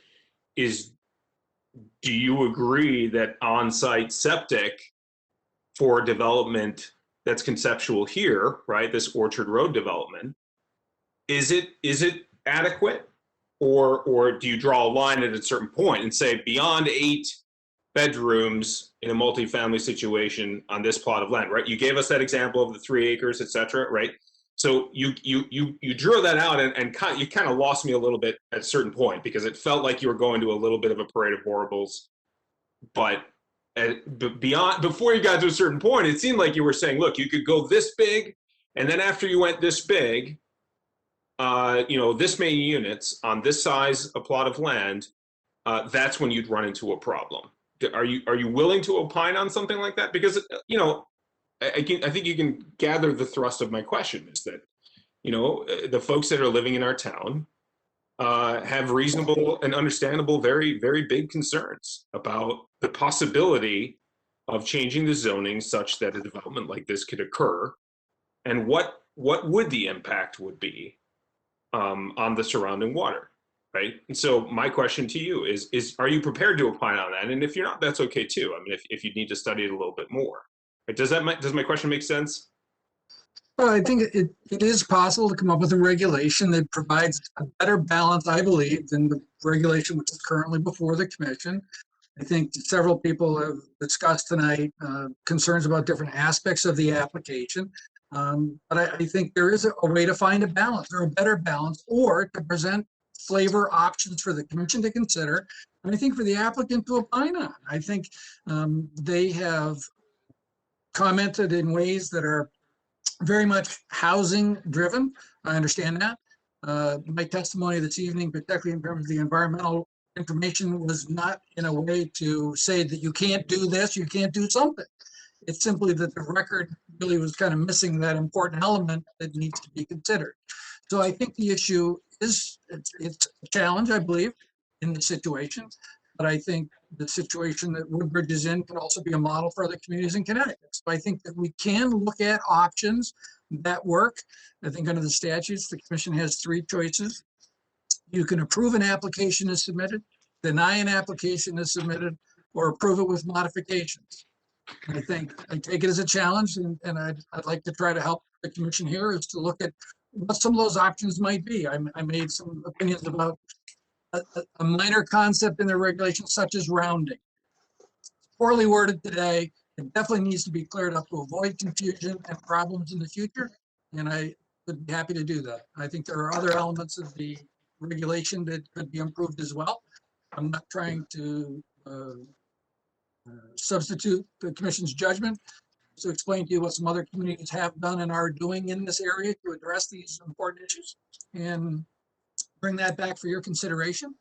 I think I also recognize the clock is ticking, and so I will do my best to have that information available in advance of the meeting when it's opportune for us to talk about it. I appreciate that, sir. Thank you. Yeah. And so thank you, Yoni, and thank you to Mr. Chowder. It's now my 7th time. Well, I got close enough. You did. That's fine. So I think that's probably as good a stopping point as any for this evening. And I do want to, first of all, say thank you to the considerable number of folks from the public who have tuned in, either directly or on our public access channel. I know actually my son is over in the kitchen listening and watching. So thank you to the public. Apologies to the public that we didn't get to your questions, but as you heard, you will be first up when we reconvene on March 1st. So for the commission members, before you go, we need to formally have a motion to continue this public hearing on the Orchard Road application until our regular meeting on March 1st. Do I have such a motion? So moved. Chairman Klee, we have 1 or 2 more points that we'd like to make before closing, just about the letter that we sent you. Excuse me, but Mr. Holland, there was motion. Let them finish continuing the public hearing. I'm sorry. Just wanted to ask that one. Yeah, thank you, Mr. Holland. It's 10 o'clock. Oh, it's 9:58. So we're closing for tonight. We can take up any things that you have for us in like a week or 10 to whenever, 2 weeks when we're getting together. There was a motion by Paul. I forgot who seconded. I'll second it. Thank you, Andrew. So motion and second to continue our public hearing on the Two Orchard Road application until March 1st. All in favor say aye. Aye. Aye. Any opposed, any abstentions? So we are continued to March 1st, at which time we'll open up our hearing with public comment. So for members of the public, that is an opportunity. But of course, you probably heard something today that you were interested in, or you may have wanted to talk about. Feel free to write that email to Chris Sullivan or send a letter to Chris Sullivan to have that written record in our public record. That is still open and available at any time, but it needs to go through that official filing with Chris Sullivan. Attorney Dubuque, what else should we have other than our starting with public comment? What are your views on what we should do on March 1st?